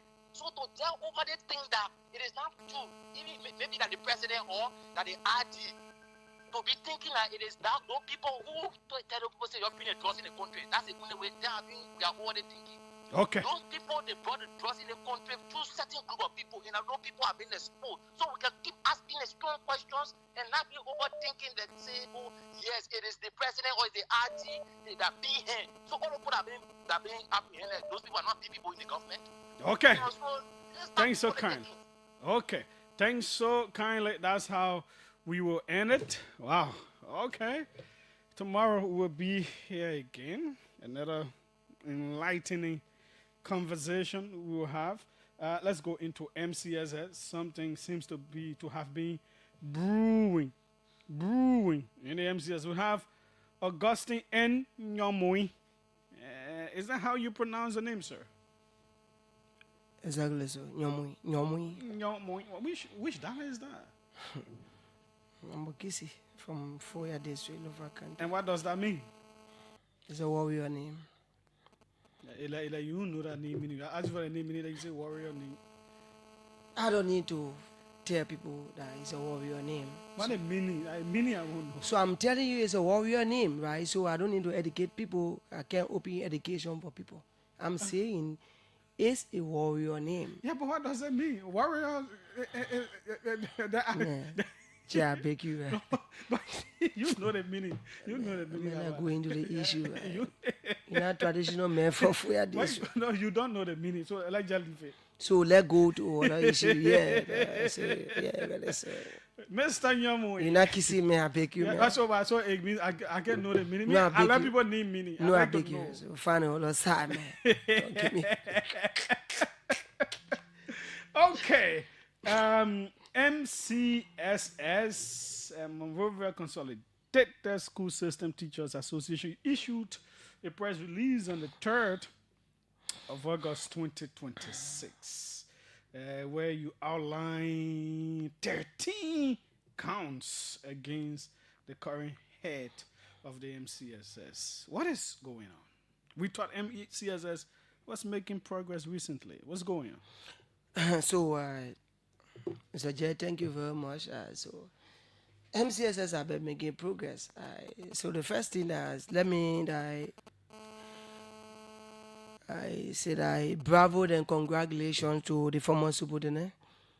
Superintendent G is a moment that he just got a PhD in educational leadership.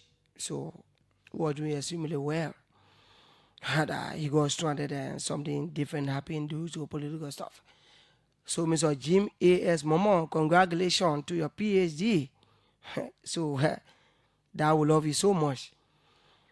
And so, next to that, let me say that, my Allah, my 40 May, man, can robbers and rival who fell apart.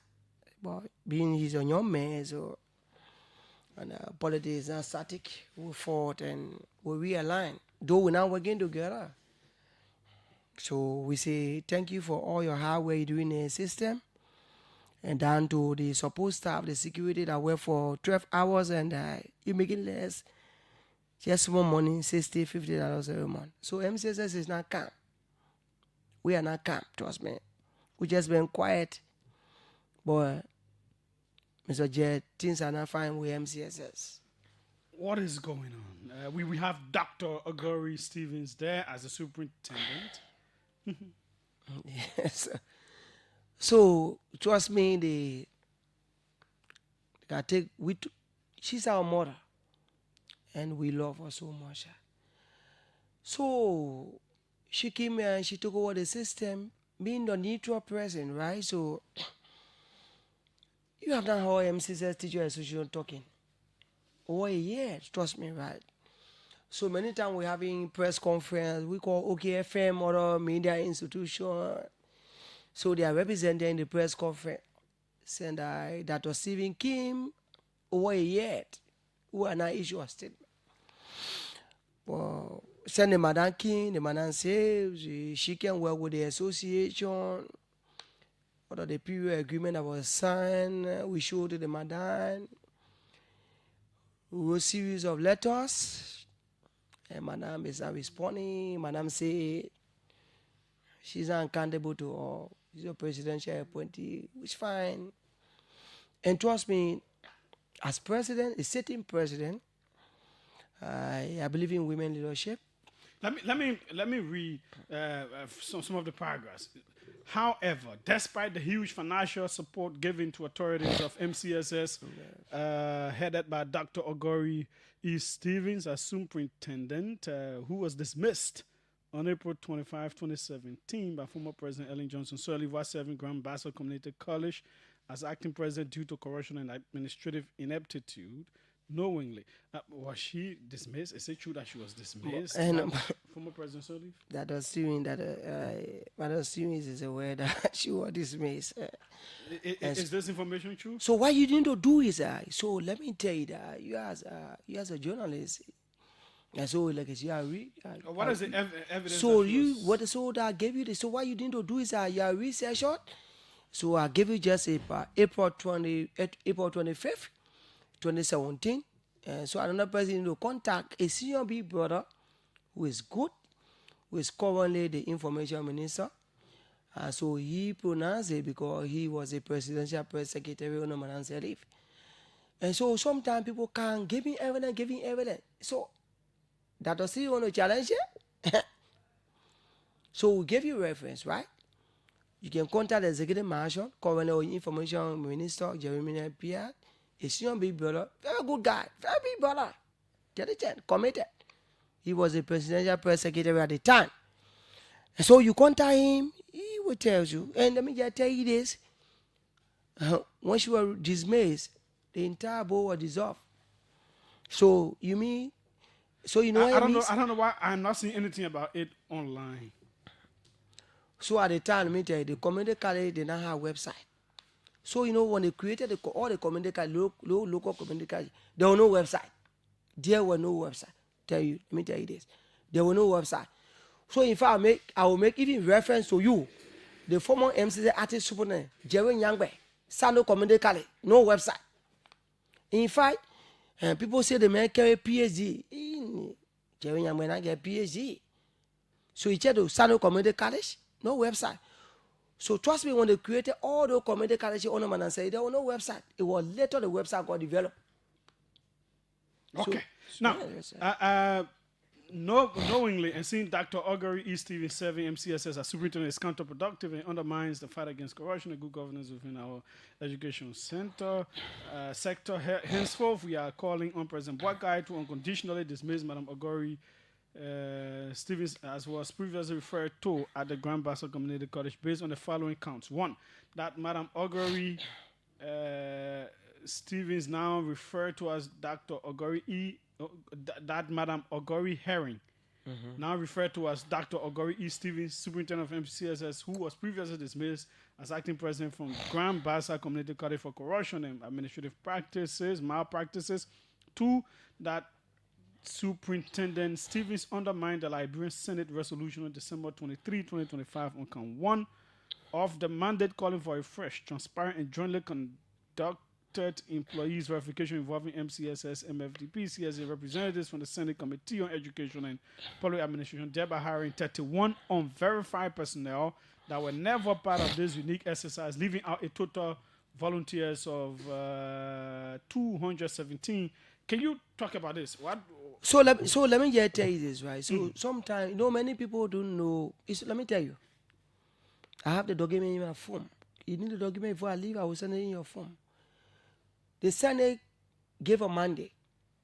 In that audit, the Senate says the Ministry of Education should be part of the verification. Finance should be part of the verification. Senate committee should be part. MCSS should be part, CSS should be part. So what the Senate mean in that count 1? The Senate will be referring that what we do. Too many crying to MCSS, volunteer. So at that time, we have already conducted 2 verifications. CSS, Josiah Joka aware. Honor Momo, Jim is Momo. 2 different verifications. Many credential verification, and trust me, the sign, I know a part is that. To verify somebody on credential. When you verify somebody on credential, it means that you can't amend the person's salary, especially those that get credential. Thank you, no issue. Those who are volunteering, you verify them twice. The third verification, they say, do the verification fresh. Meaning, those who started, those who just come in, capture everybody, and everybody will capture. And the government will allow to the Ministry of Finance provided resources. And so, trust me, right?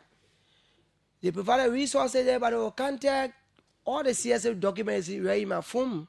I have a report. And so the madam is so crafted. Madam look at it and say, out of the 251, 210 person were captured, 41 person were left out. So out of the 41 person, craftily, she brought to the one person employed them. The lady is in my phone. So all those who thinking that we get down, we don't have evidence, the document phone, the documents, I challenge the madam, I challenge the public relations officer in MCSS, I challenge the HR. They bring the payroll and compare with the name. Those names were never verified.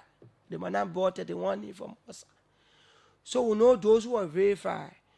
So if the Senate say do first verification and the Liberian government provided the money, what you do?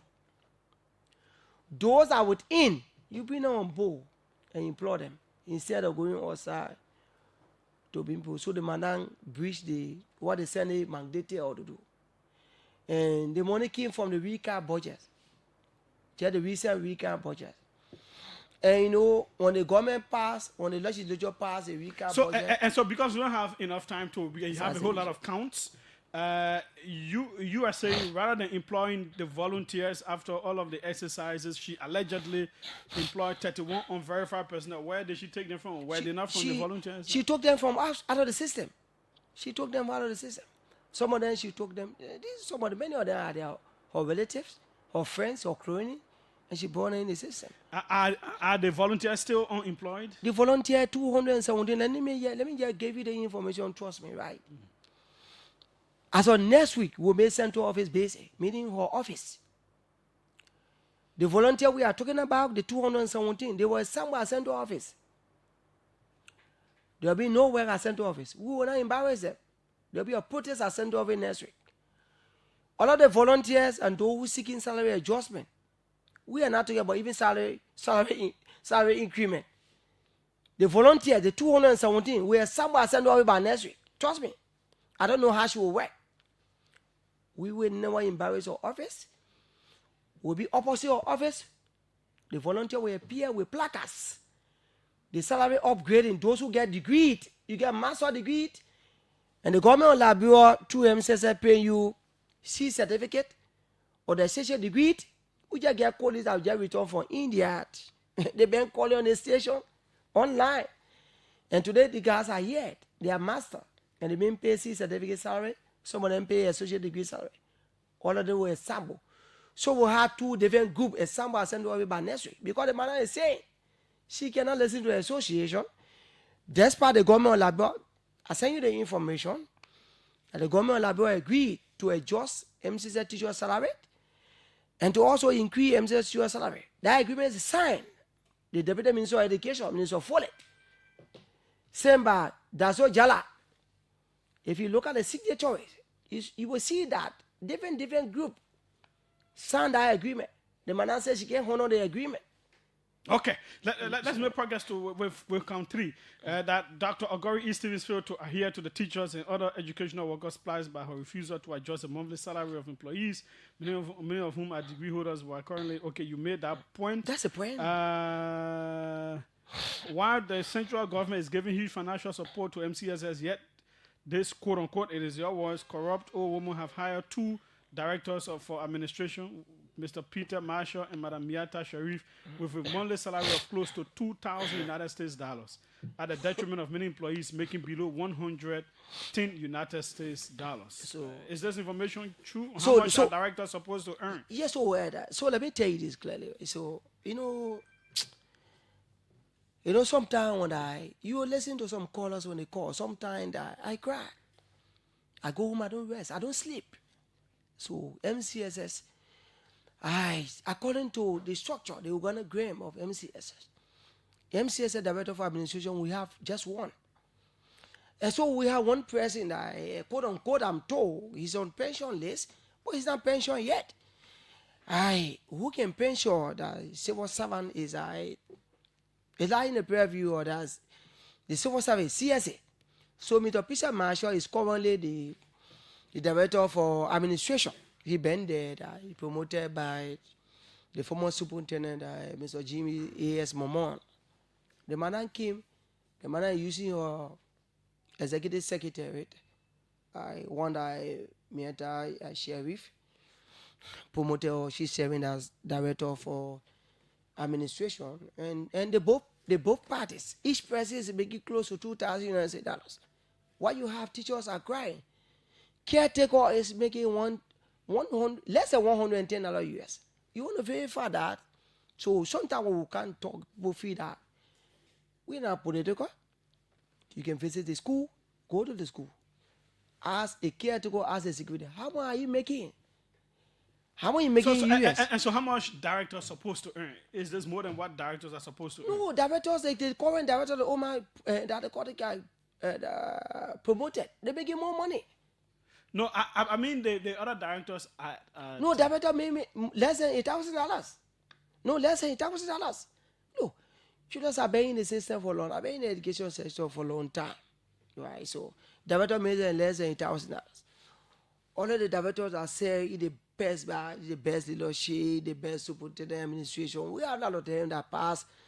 I have said from the faculty representative council, our chairperson, secretary, coming to president. This is my second term. You have made other claims surrounding money issues and other. You also in Count 7 talked about currently renovating MCSS head office totaling $75,000 without a single BOQ or passing through the PPCC when said facility was renovated by former Superintendent James Momo in 2024 with less than said amount. How true is this? What is the evidence? What you need to do is that and let me add this one about she used $130,000 in the 2025 budget year to renovate 5 MCSS schools through a bogus company called ZECOM established by her USA childhood friend that have 3 schools into a most deplorable state, thereby misusing public funds unwisely. That man augury hearing transferred $34,000 meant for instructional materials, budget code 3030100, but the vendor didn't supply all of the materials because said amount was diverted for personal use, yet the vendor received full payment from MFDP in the 2025 budget allotment. That Dr. Stephen received $20,000 in the 2025 budget allocation for lab consumable, but an unidentified criminal company was used to steal said amount for her personal benefit. You have a whole lot of very serious claims here. So this is what I would tell you. Right? I'm a professional person. So Dr. Stephen has spent over a year. And we are only been engaging Dr. Stephen to have meeting or to have an audience. Over a year plus. Trust me. Dr. Stephen has spent over a year plus. I want to challenge anybody in the Republic of Liberia within MCSI. I also want to call on the media to verify, go to the school. Not a single person has received instructional material to say lesson plan, book, lesson plan. We have lesson plan. We have grade book. We have notebook. Since Dr. Stephen took over from Jim A.S. Momo, quote unquote, they say G.A. Momo corrupt. That we should even doubt. LSC report is that. And that will be my parting comment. And you go to LSCC because I have LSC report. What LSC reported against G.A. Momo. So verify, go to the schools. The schools are very in Central Monrovia and outside the Monrovia. Go there, ask. No teacher has ever received instructional material from Madam Ogori Stevie. And the money is a lot of goods and services. In fact, the 2025 budget under the madam, not a dime was spent. 2025 budget, not a dime was spent by the former superintendent. So what did the madam do with the money? So trust me, right? Hey, I live in Nikuta. I live in a borough of Nikuta. The Zagon, call it Zagon. Go to Detroit. The madam used 100 or more thousand since she renovating 5 schools. All the school the madam renovated, all the school leaking. Let me tell you this. It makes no sense to renovate schools in Titi Monsan. The schools are leaking. You wasting government resources. You go to Detroit. Detroit is west side of the sea. How can you remove expressive aluminum zinc? Then you go put 14 gauge. What sense it make? You go bring your child over. You think we crazy? Let us be a little careful with the wording. No, but let me tell you this, right? It's just like irritating, right? It's the man is irritating us. Man is irritating us, right? We work around on a past with them. You can renovate a school, start a seed. So let me tell you to the school, to the Barry. They call it Anna Waster. Right to the Barry. Go to the school. The man renovated the school. After 3 months, 4 months, the school is in back on the back. The school is badly leaking. So let me tell you, I'm a professional man. I'm a teacher. Where's my office? My office is a classroom. You expect me to go teach in the classroom where the classroom is leaking? Why are you spending money to central office renovating Sunday office? Where the former Subudano Zaulo renovated? Former Subudana Momo Kim renovated? You Kim? You want to spend 75K to renovate? So the law say to renovate, any money used above 10K, got to pass through the PPCC. So I'm using a platform to say it. I challenge the people.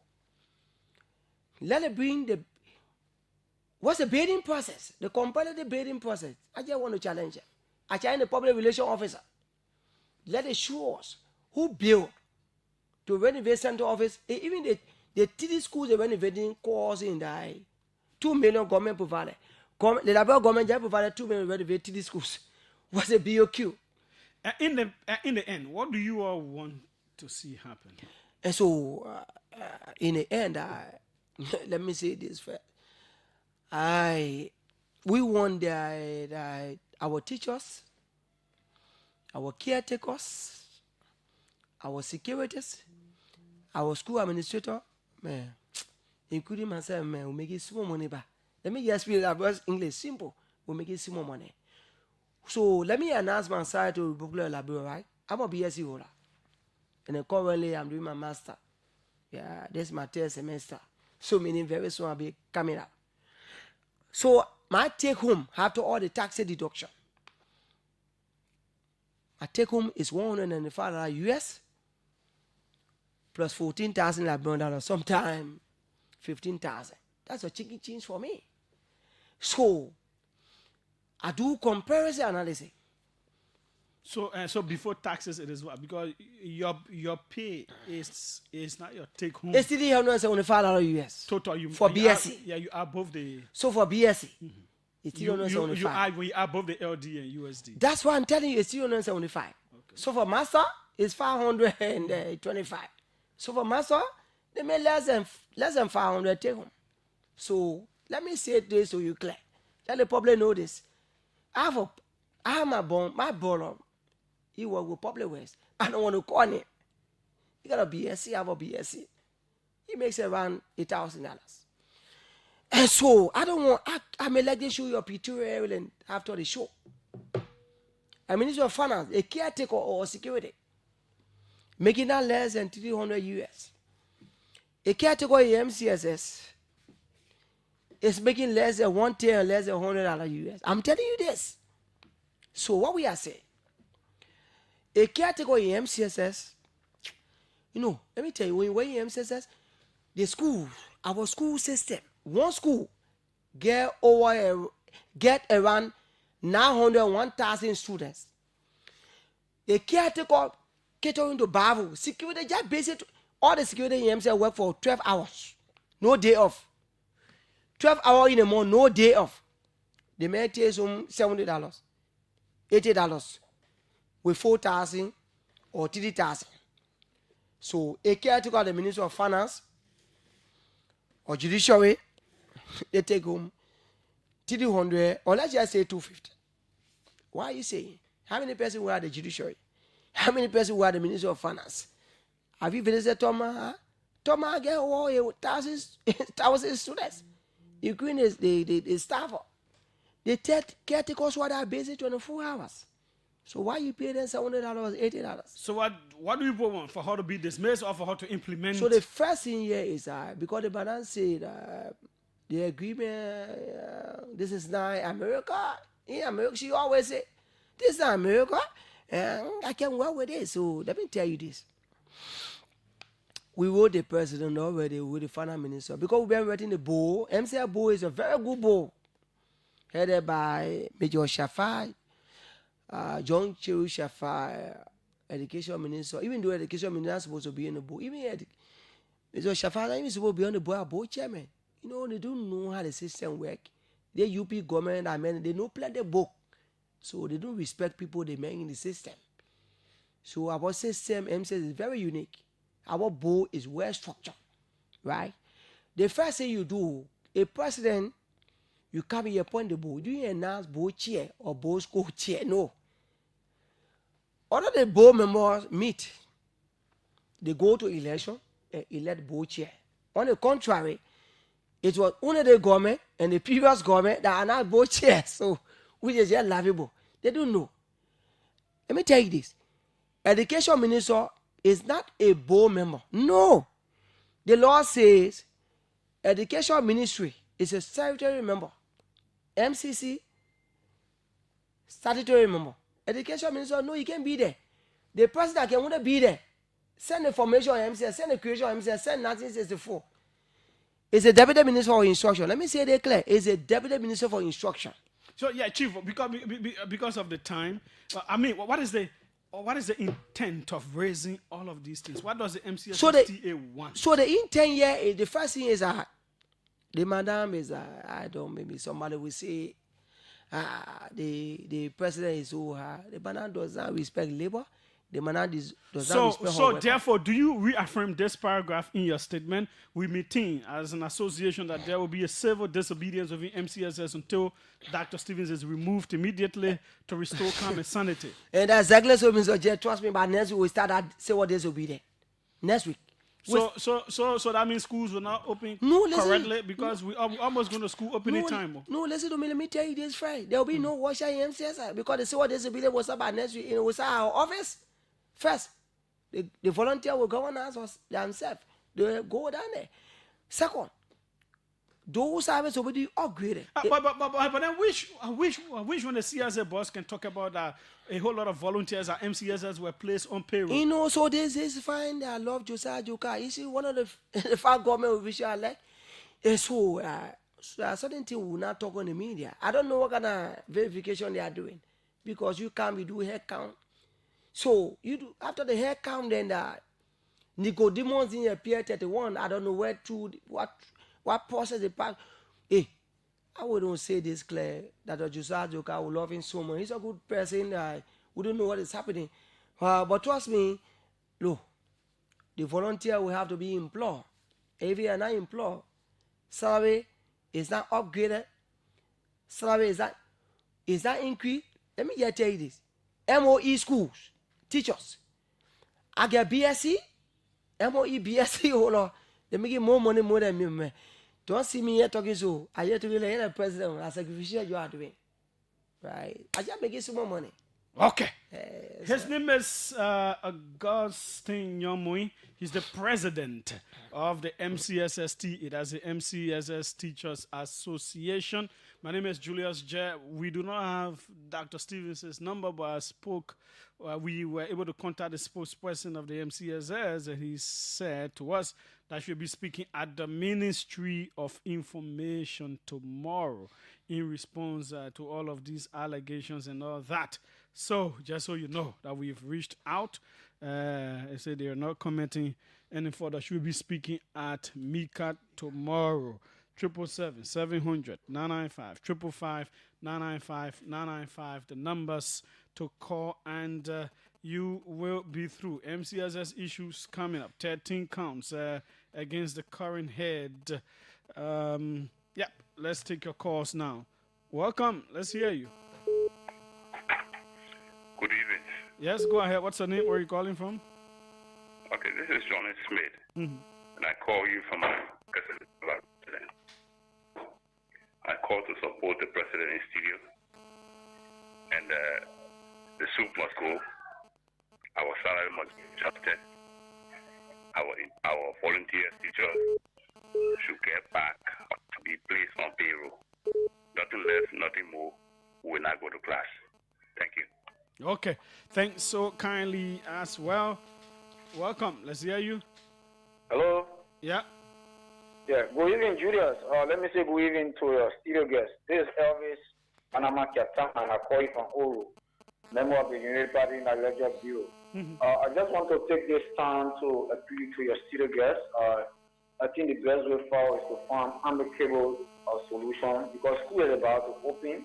I think they should have a roundtable discussion with the MCSS president so that they can find a solution so that our children can go to school. Thank you ever so much for following me. Okay, you should sit and have conversation. But have you people held meetings with the MCSS? Have you raised these issues with the superintendent? This is why, let me tell you, this government is one of the government we support. MCSS to you, I never go against any government. Any government that comes to power, because trust me, we are non-political. We always work with any government. Julius, trust me. If you want to ask for letters, we wrote to the board, MCSS board, headed by Major John Cherish. No, I mean, have you held meeting with Dr. Stevens herself? No, Dr. Stevens is ignoring her, ignoring the association. Okay, welcome. Yeah. Let's the Mokos. I just wanted to know that. Welcome. Let's hear you. Yeah. Good afternoon, Julius. This is Attorney Allison. And I'm following up with the program, and good evening there to your guest. Look, listen, I have listened to most of the statements and verments, we say allegations he has made against the lady. I'm only troubled by his introductory statement. It seems to me, because he said they have sought to meet with the lady and she refused to meet with them for whatever reason. So are these allegations coming only because there is a non-cooperation posture by the lady? All these things are being happening, and then why is it that you kept quiet until only probably you and the lady not getting along? Okay. So whatever the situation, I think that entity has suffered a lot with a lot of things. They need to find a way to move on. And as a teacher association, they should be happy MCSS have a very good name and function ahead rather than having problems. Okay, thanks so kindly. Welcome. Let's hear you. Yeah, good evening, Julius. Yes, go ahead. What's your name? Where are you calling from? I'm Terry Sumaninen, and I joined the conversation from the slum of those community. And I really appreciate your speaking. I think you may have some key issues surrounding the entire issue about the education sector on us. And as such, I think the issue are interrelated because our colleges about the issue of human welfare in terms of improvement. I think these are concerned issues, and I hope that the management over this process will see reason to resolve the matter and have the people return back to the real normal business. Thank you. Okay, thanks so kindly. Welcome. Let's hear you. Yeah, guys. Julius here. Julius, I do, my son. Go ahead. What's your name? Where are you calling from? Yeah, this is what is concern la brother Justin. Go ahead. My son, Julius, I want to ask the declaration the president made for concerning about the school, the free school, although somebody from the civil servant talking about the school business. Because in New Jersey, when I get no school, when I get no public school that start for kids that history. No, that's what we're talking about. That MCSS people think we talking. We can talk about that one on another. Maybe we invite education ministry people. Okay, all right. Okay, then you. Okay, thanks so kindly as well. Let's see who's here. Welcome. Let's hear you. Okay, welcome. Let's hear you.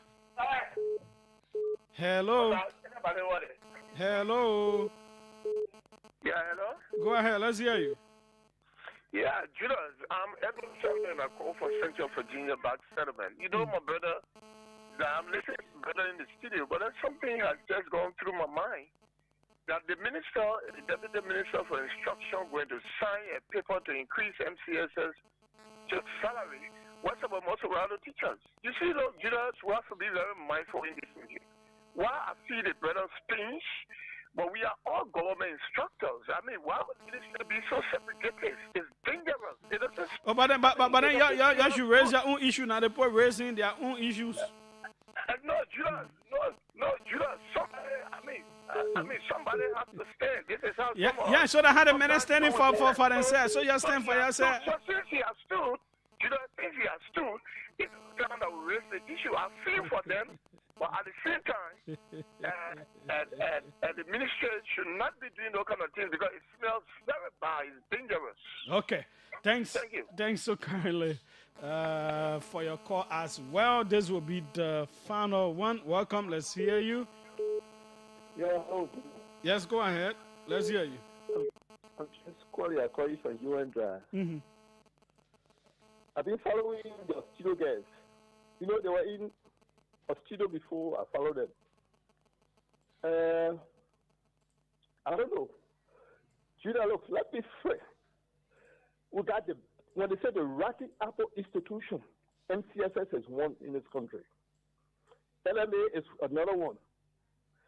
This MCSS undermines all of some of the good things the Ministry of Education think about in the education system, in the public education system. Mind you, it's free education. They talk about primary. All the MCSS schools, they will introduce some charges. Just do your follow-up. These people undermine everything.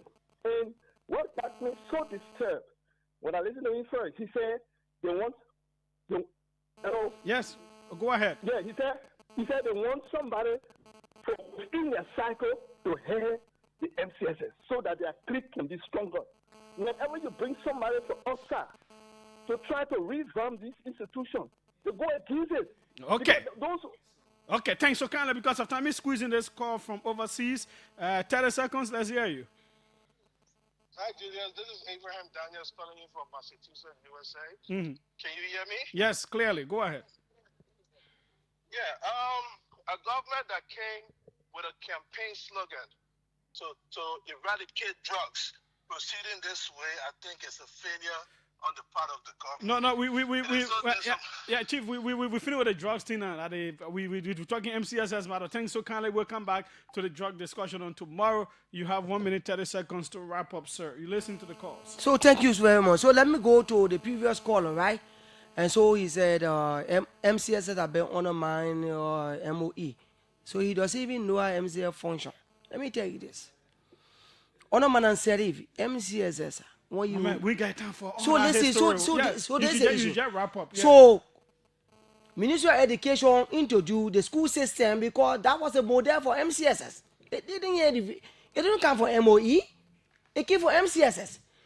Ammonia Tapet, Education Minister at the time, George Warner, they recruited us. In fact, one of those, one of the crafter at the time, contact Benjamin Jacobs. So finally, what do they have? They don't have anything. So let me tell you this: Education Minister just made a mistake, and they will realize the mistake. Julius, let me tell you this. Let the public know they clear.